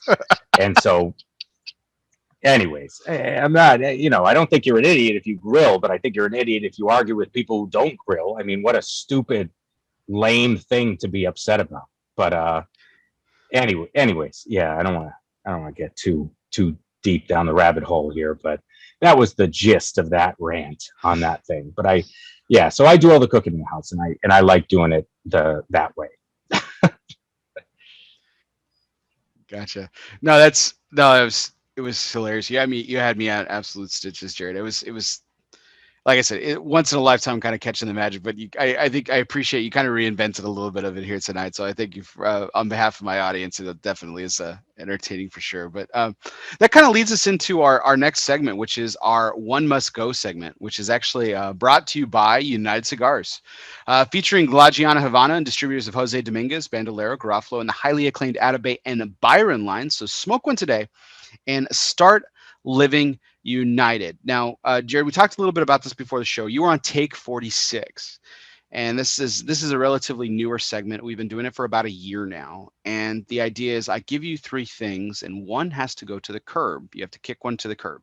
So I try to center this around my guests, some things that my guest is either known for or really enjoys, and in this case, I picked three things that I feel you really enjoy. And so I didn't want to get too general. I got really specific on these things. It's very specific to these three things. And one's kind of general, but the other two are very, very specific to something specific. So here are your three things. Hope you're ready. All right. So your three items are smoke a JT signature, argue with someone, which is the general one. And then third is sous vide another steak. Now you can sous vide chicken, you can sous vide fish, you can sous vide vegetables. It's fine. You can smoke any other Kristoff product, but you can't smoke another JT signature. You can't sous vide another steak, or you can't argue with someone. Which goes to the curb? What gets the vote from Jarrid Trudeau?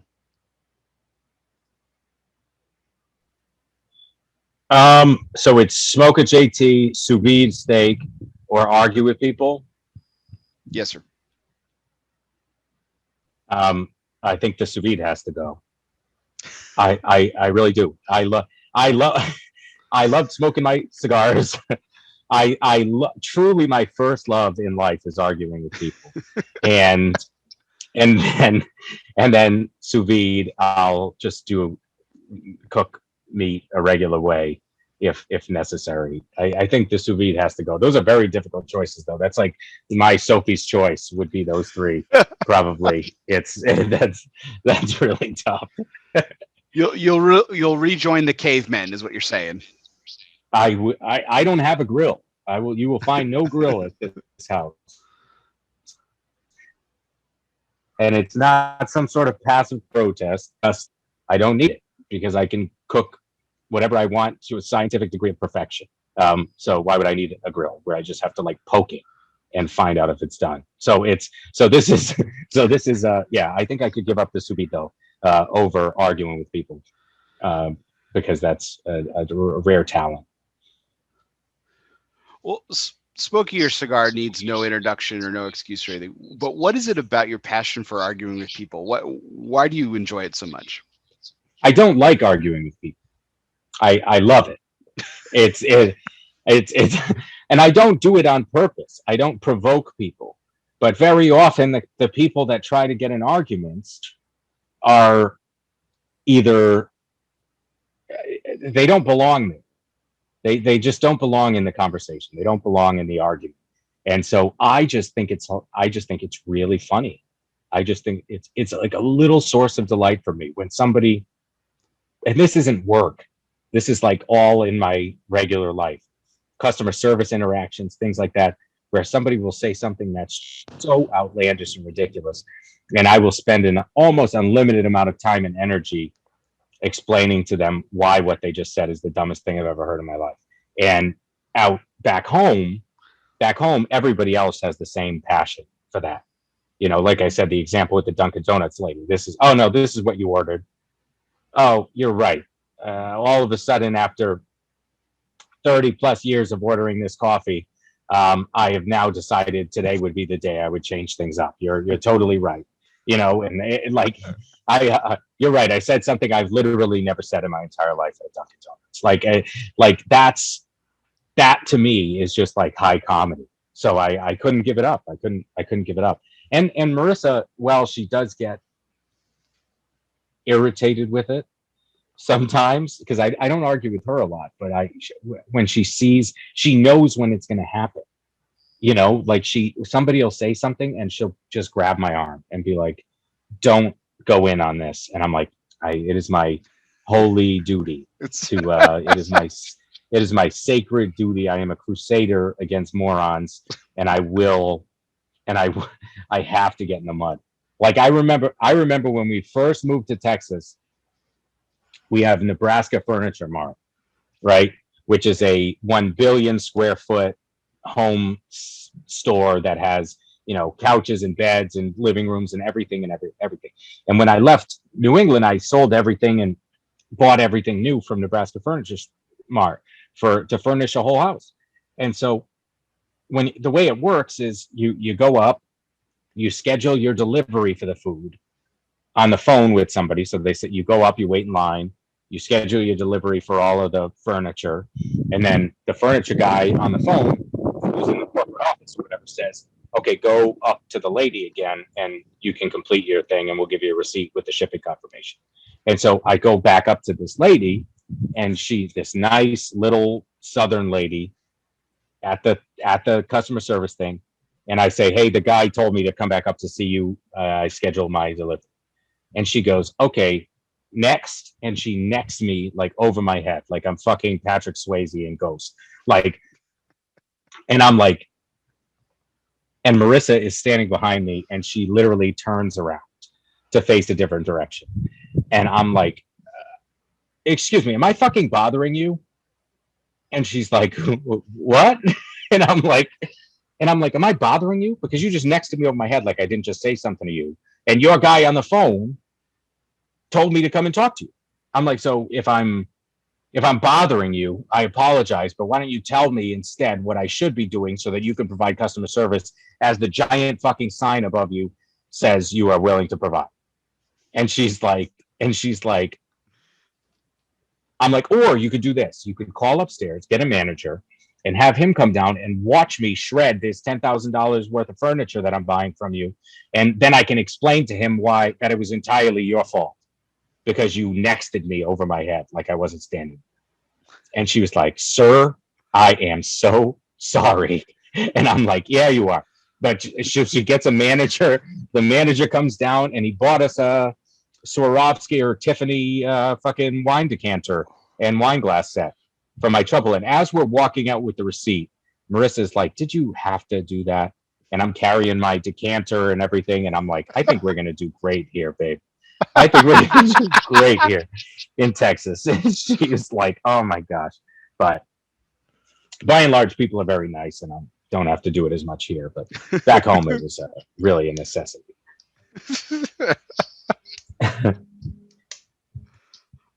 I'm taking you with me next time I go to Nebraska Furniture Mart. Oh yeah. I know those people. I know those people's numbers.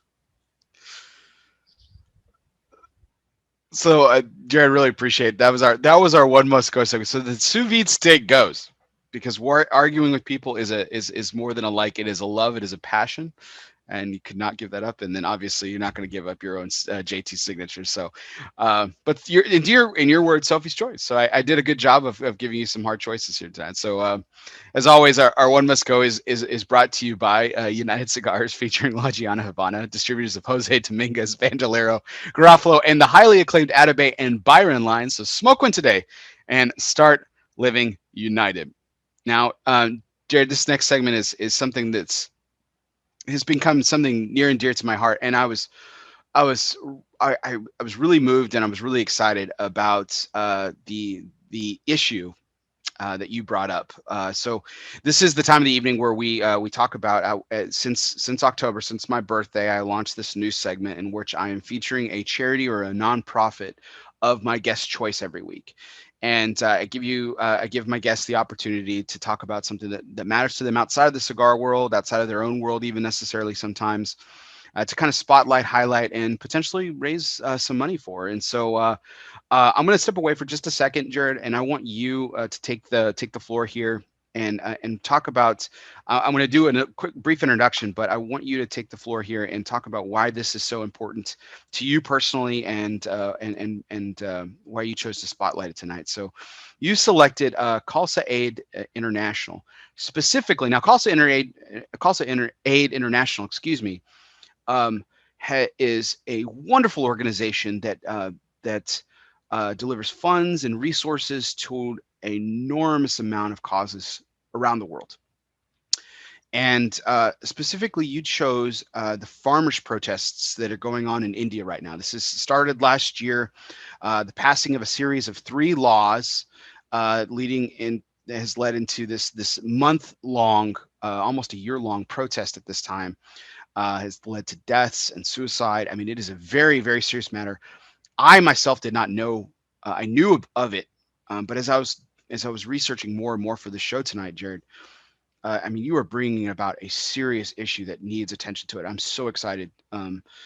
Excited's the wrong word, but I'm thrilled that you're bringing this to my show tonight. So I'd love to give you the platform, and please take it away.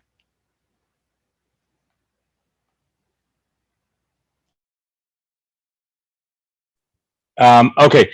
Yeah. So this Khalsa Aid project, they provide aid all around the world, and to a lot of different causes.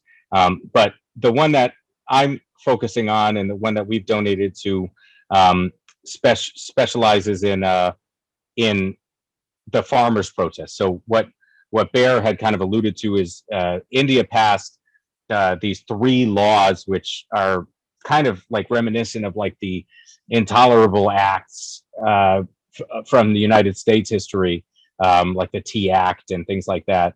And basically what it's done to the state of Punjab, which is a very small state, but it's responsible for a really, really high percentage of the agricultural exports. And even independently of that, its economy is almost entirely based on agriculture. So above and beyond what it does for the rest of the state, for themselves, for their culture, for their people, it's entirely the way that they make a living. There's obviously other industries, but it's the majority of what most Punjabis and most Sikhs in that region do. And what the Indian government did was they passed these laws, and I'm not going to get like too into the weeds in it, but basically making it harder for the farmers in that region to do their jobs, harder for them to sell their crops. They basically semi-privatized the buying for crops. So what the Punjabi farmers used to be able to do is go to the government, and there would be a fixed rate that the government would, these government stations would pay for their crops.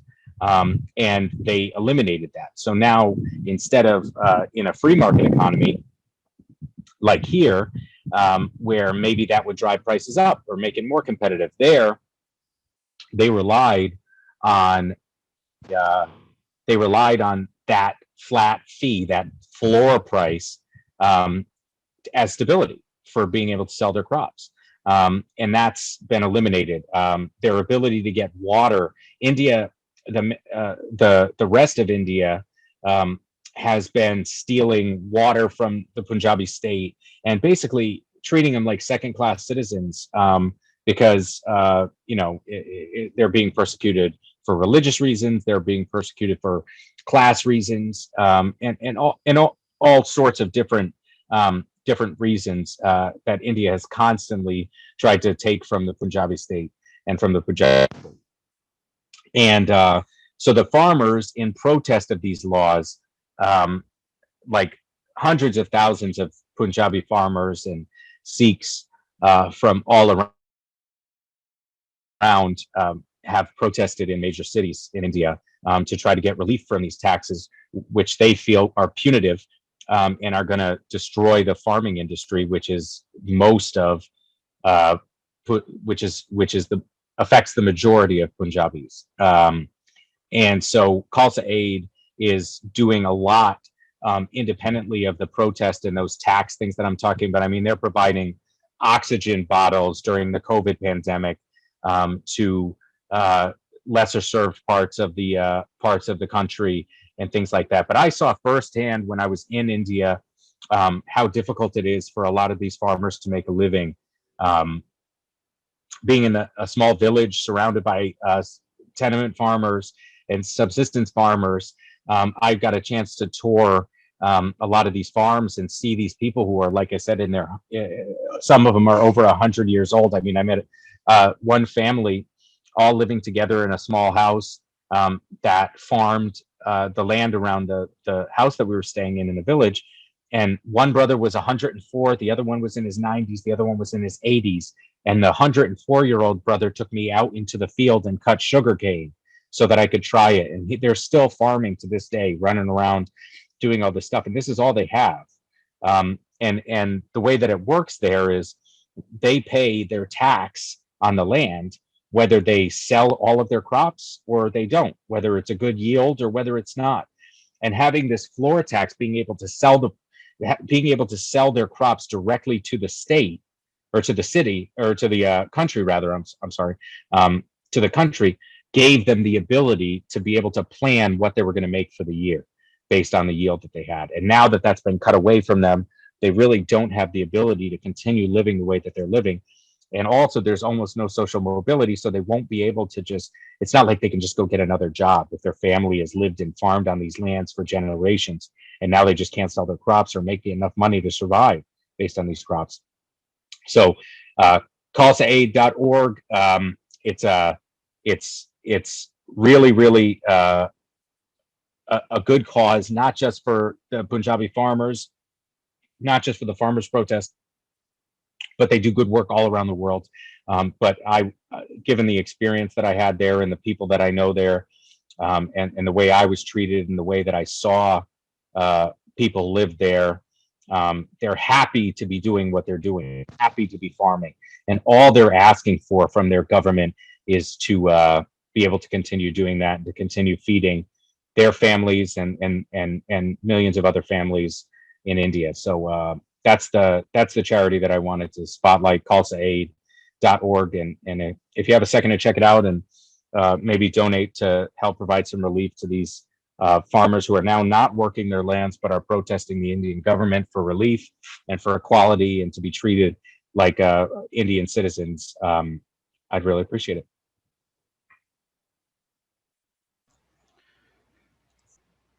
Jarrid, I can't thank you enough for bringing this issue up tonight. It's something, like I said, that I was aware of, but it clearly needs to be spotlighted, because this is an entire. I mean, India is one of the most populous countries in the world, and this is a very large population of that massive population that is being affected. And one of the things, and I put the link to donate in tonight's chat. Later tonight, Jarrid, as I've pledged each and every week to all of my guests, my wife and I will actually be donating in a small amount to Khalsa International in your honor, for bringing this to our attention. I think it's again, it's an amazing cause and everything. But one of the things that I wanted to just comment on, and I'll get your thoughts on it as well, is this is. Like you said, this is affecting families, yes, but it's families that are 2, 3, 4 generations in this point are still working in the fields, just trying to provide a life, not even a better life, but just the life that they've always led. They don't want anything different. They don't want anything more. They just want something. They just wanted the same. The silver lining that I will kind of objectively try to put around this is the international attention that it's brought, and also that it is getting, it seems to me, and you can correct me if I'm wrong here, it seems to have gotten the attention of the Indian government, and it's gotten a lot of attention. I mean, there's cases being heard by their Supreme Court now, or are scheduled to be heard by their Supreme Court, and so hopefully they will receive the relief that they're looking for, and there will be a repeal of these monopolizing laws. So what's been your assessment so far of how it's progressed? Well, I mean, as the weather changes and as as their ability to continue to do what they're doing wanes, are there promising developments? Yeah, and it has gotten a lot of international attention, but the reality is the Indian government has been taking from the Punjabi state and has been subjugating them and stealing from them and treating them like second-class citizens because of their religion for a very, very long time, since the colonial days and even before. It's really a systemic problem within the Indian government, for how these Punjabis are being treated. And I hope that the international community does come to their aid and does rally and continue to create exposure for this, because if left on their own recognizance, the Sikhs are doing an unbelievable job. The Punjabs are doing an unbelievable job of making sure their voices are heard, in spite of the media cutting them out, in spite of everything in the Indian government doing what they can to suppress their voices. But it's important that countries like the United States and other members of the international community that do wield influence pay more attention to what's going on, because we would never allow these kind of things to drop on people without representation, without their voices being heard. The media, everybody has kind of a fair shake, I think, in our media.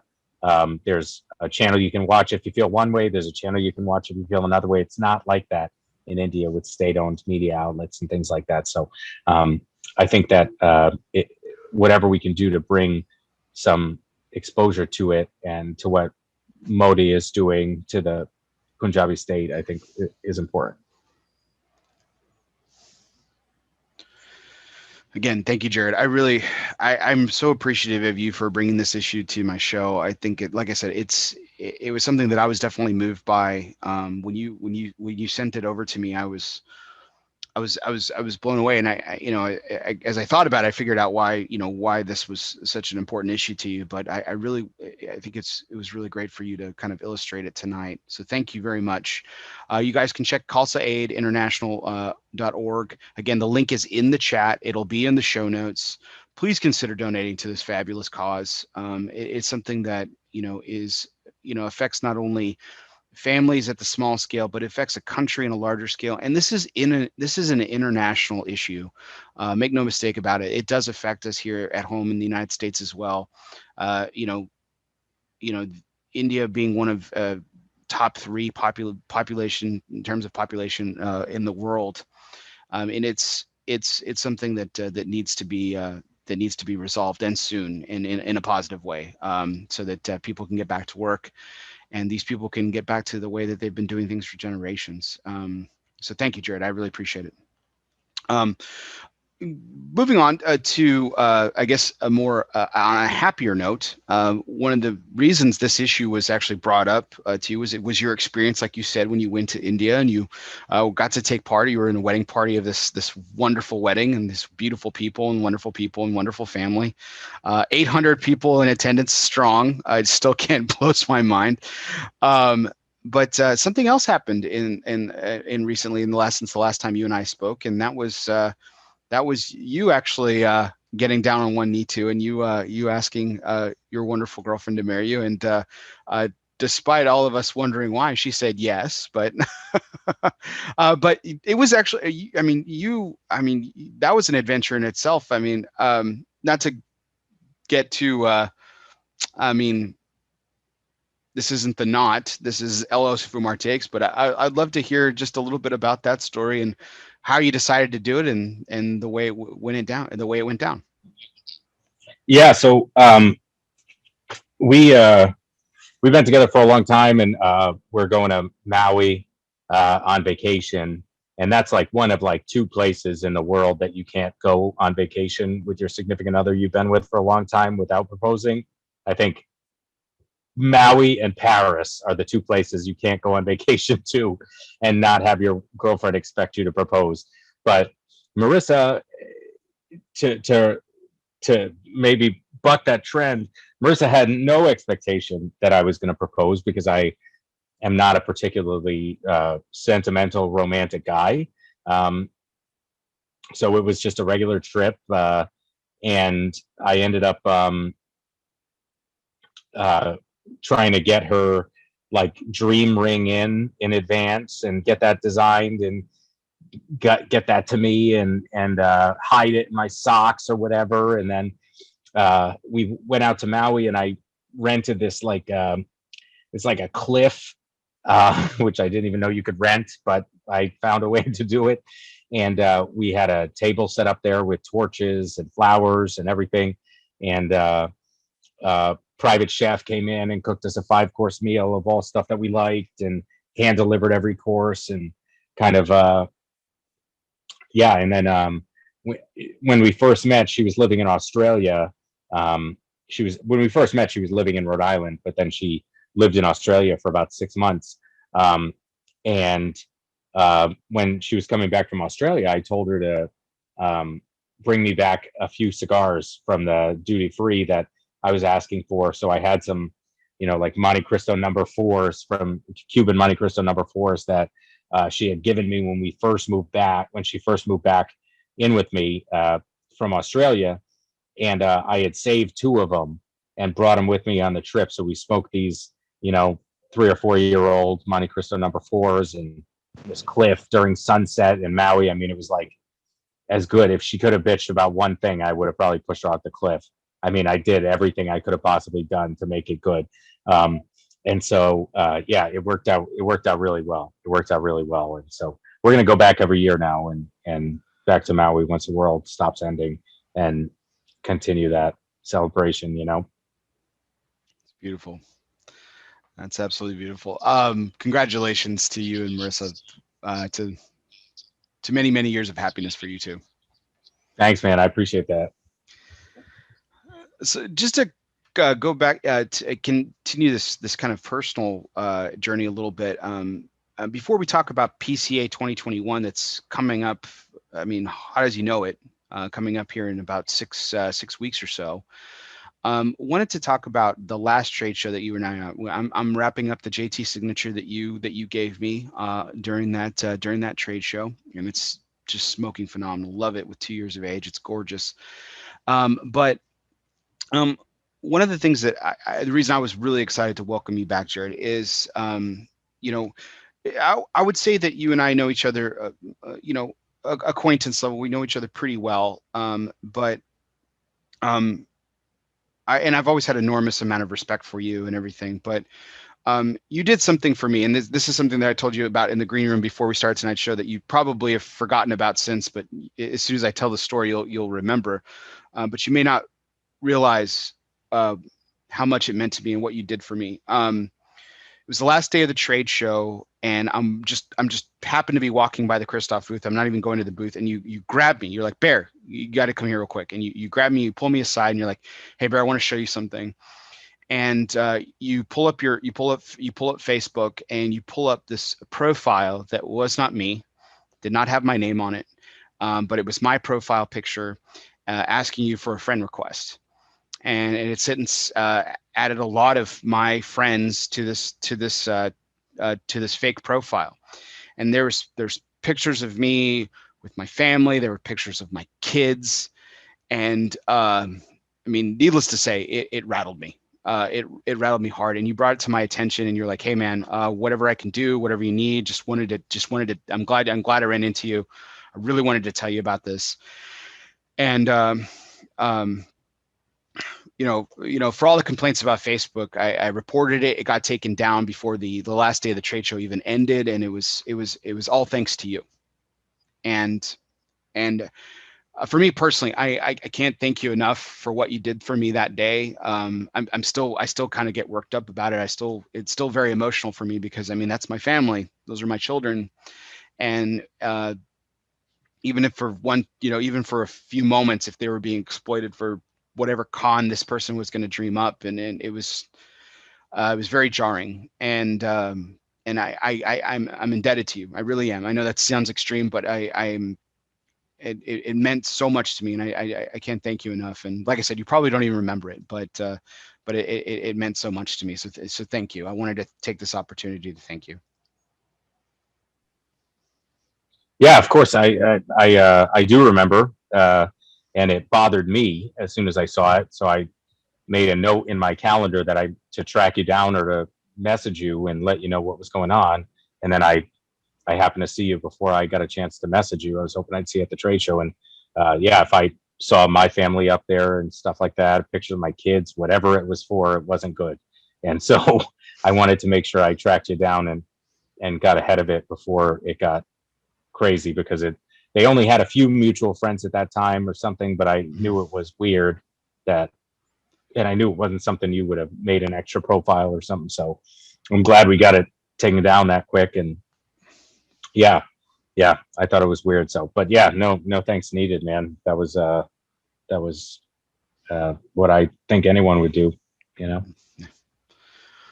Definitely very scary. So, but thank you again, Jarrid. I really appreciate it. So, to pivot to this trade show upcoming, is Kristoff planning a return to PCA 2021? And will if that's the case, will Kristoff's presence look different, the same?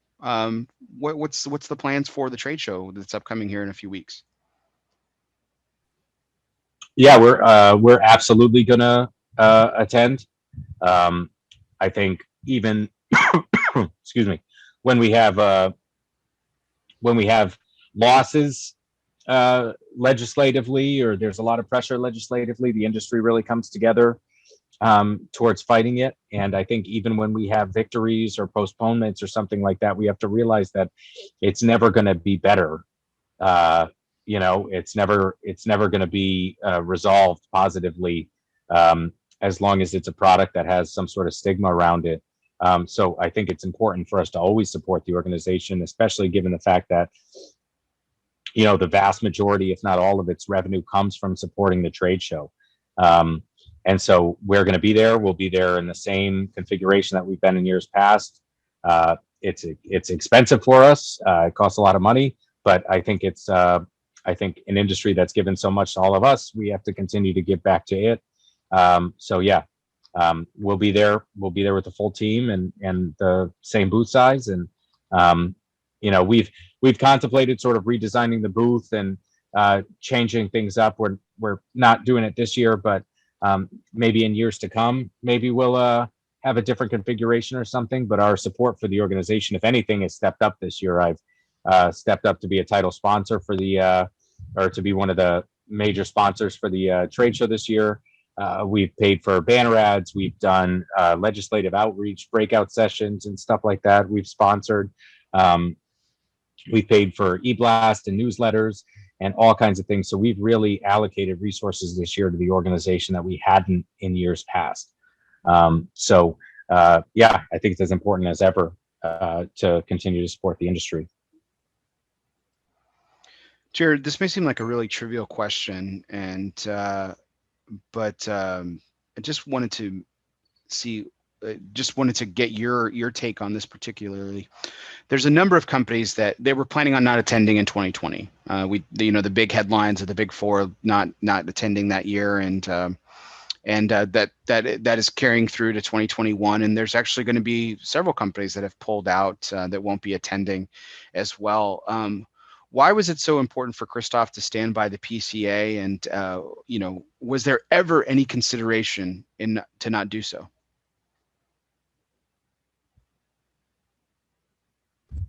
Yeah, no, not really.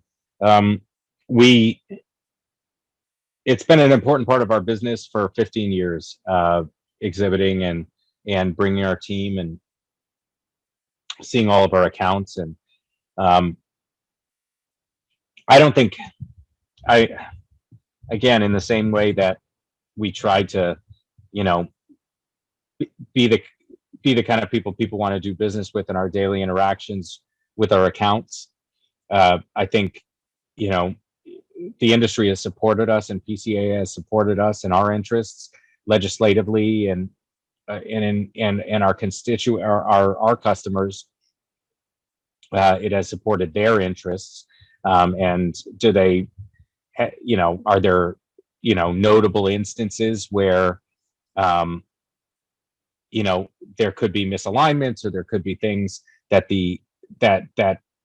I'm sure there are shops out there that feel like their voices weren't heard, or there are things like that. But by and large, as a manufacturer and distributor, PCA has done for us pretty much all of the deliverables that they said that they were going to set out to do. And they've worked really hard and diligently in the background to do these things, as well as providing us an opportunity to network with our customers, which we really don't have otherwise. So in the same way that we try to do the right thing as business people for our customers inside of our infrastructure, I think we also have to be the kind of manufacturer that's worth supporting, right? We're part of this trade organization.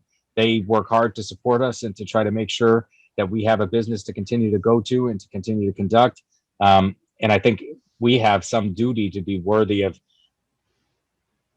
representation in that way, and of the spending of the industry's money on fighting these legal battles. And because if we all had to do it individually, it'd be very difficult.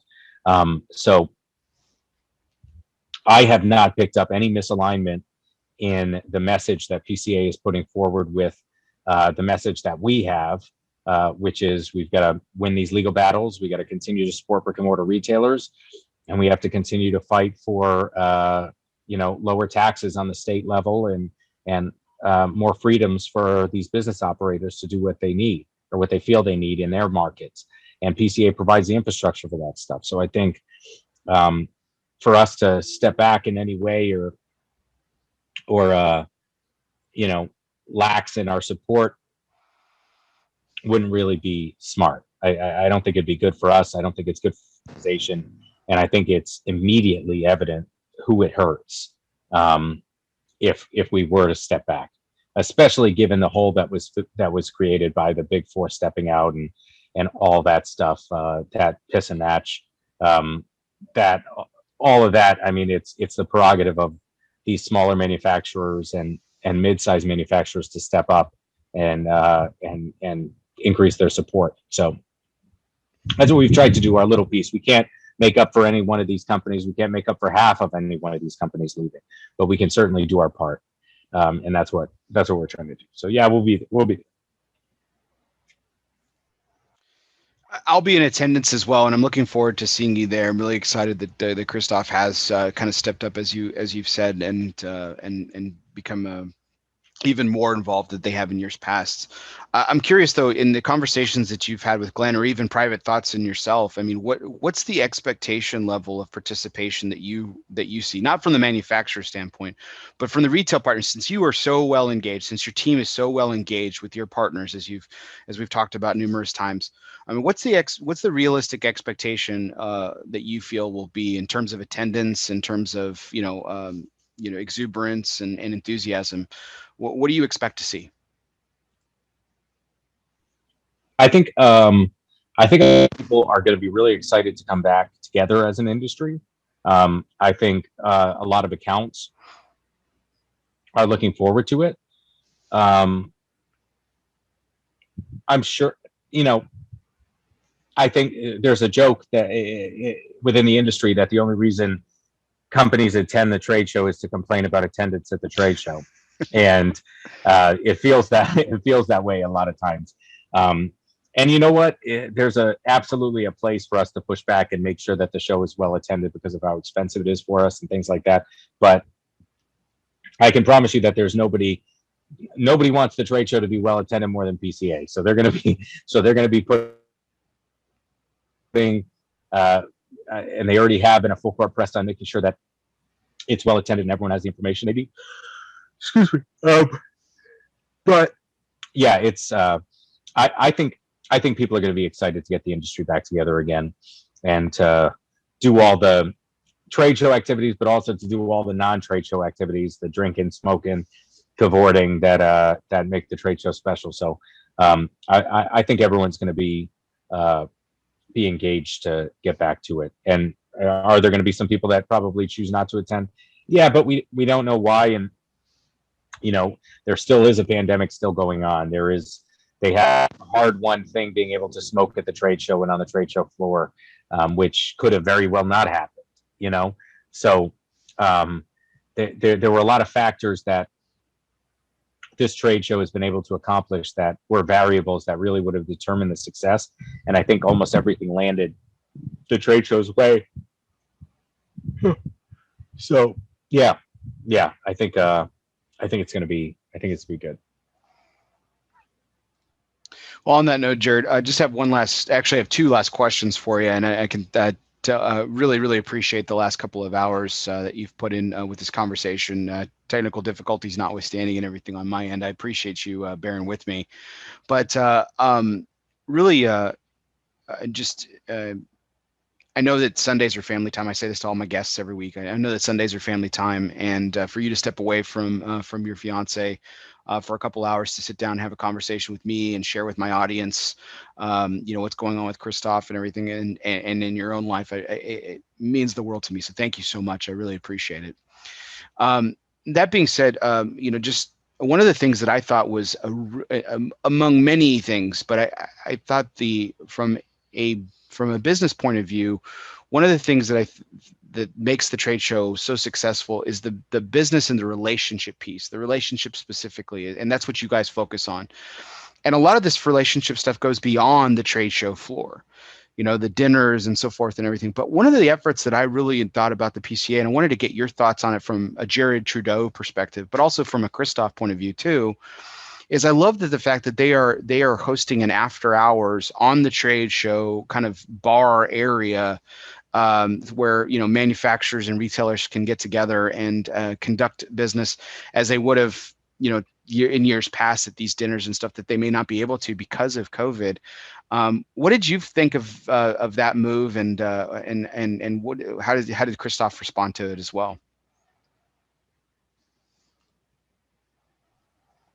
I think it was a good move. I think it's something we did already. We all everybody always ends up aggregating in the same places every year. So I think we kind of did it to some extent already. But I think it's a good idea to have it formalized and have it be an industry sanctioned thing. And I think it was a good idea for PCA to do. I think it's probably a long time coming that they have some sort of sponsored after party.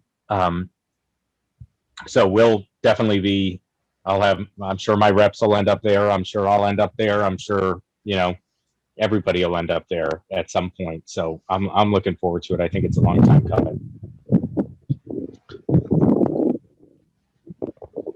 That's wonderful. I'm looking forward to seeing to come into y'all's booth, to chatting with you and Glenn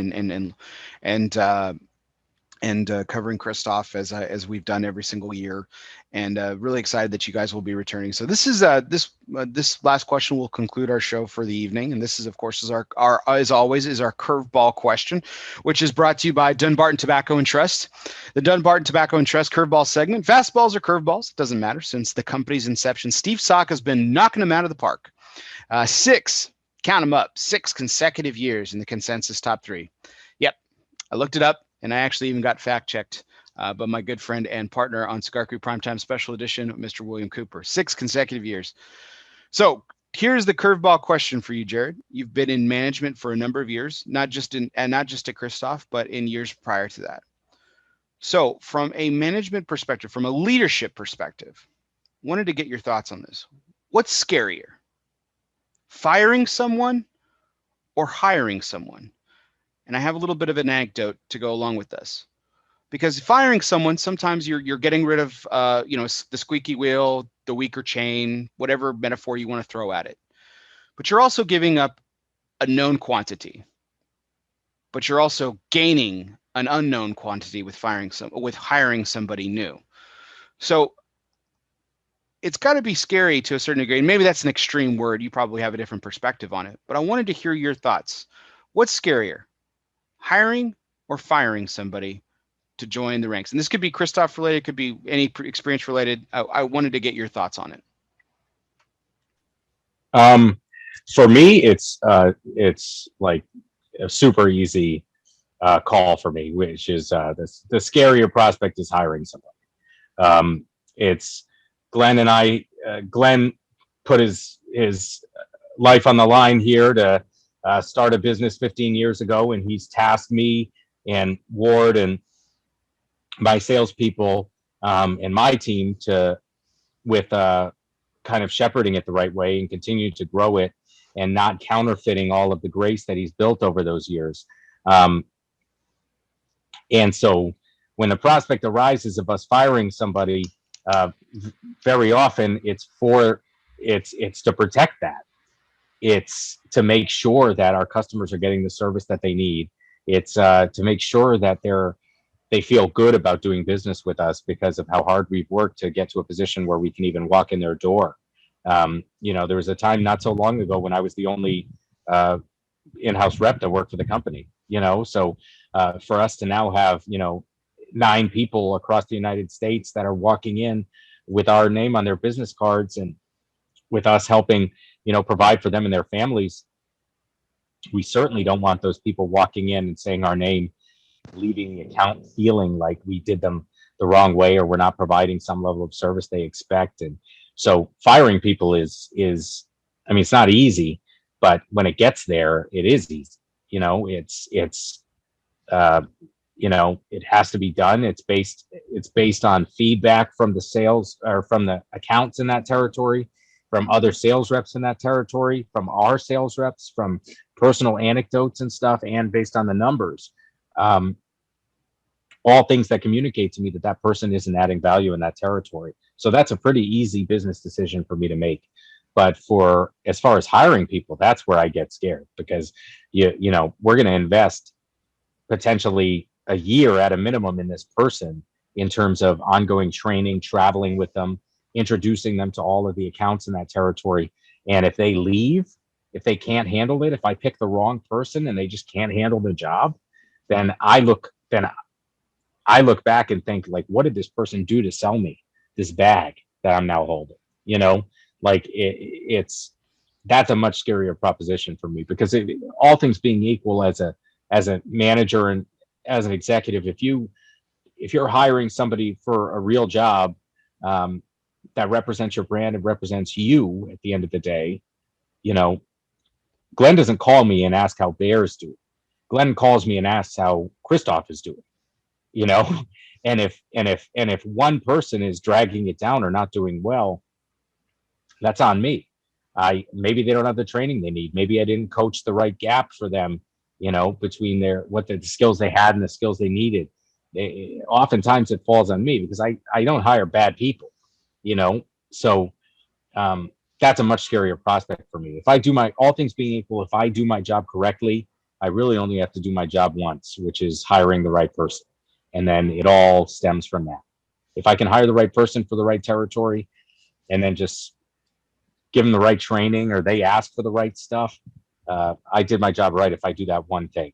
But if firing people, that's an easy decision if they're not adding value and if our customers aren't happy. But hiring people, that's on me. So that's a little more difficult. Yeah, I had a feeling that that's what you would say, but I was just interested from you've been a leader for so many years. I was just interested to hear your perspective on this. One last note here. One of the things I am looking forward to this year's trade show and seeing you all there is to be able to go into your booth, and this is something I wasn't able to do in 2020. And as my audience knows, and as Glenn knows when he was my guest last year, the 2019 ELOSOFUMARTAKES #1 cigar of the year was a Kristoff cigar. It was the Kristoff Vengeance Perfecto, and I didn't get to smoke it tonight because I was really enjoying this JT signature that you gifted me 2 years ago.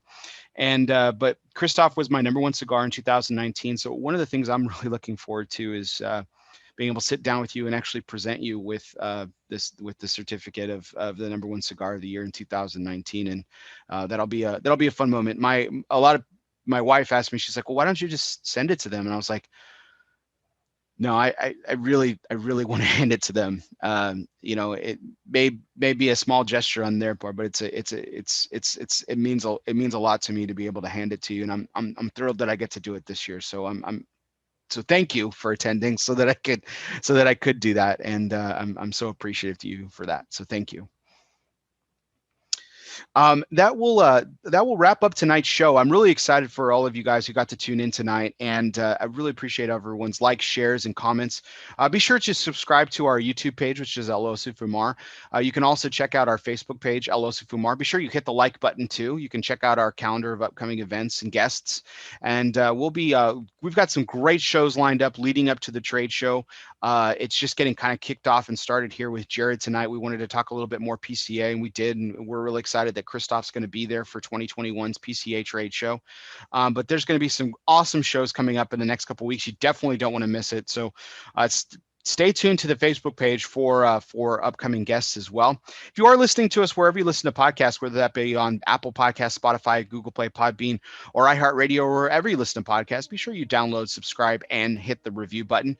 If you already are a subscriber, please do me a favor, unsubscribe, but please, please, please don't forget to resubscribe. That really helps my numbers and helps me continue to get great guests like Jarrid Trudeau of Kristoff Cigars tonight. So I really want to thank everyone out there for all your likes, shares, and comments tonight. This was one amazing take. Really, thank you so much for everyone from the bottom of my heart. This was our 170th take, live from the Alec Bradley Lone Star Studio of Euless, Texas. I'm your host, Barry Duplessis, and guess what, everyone?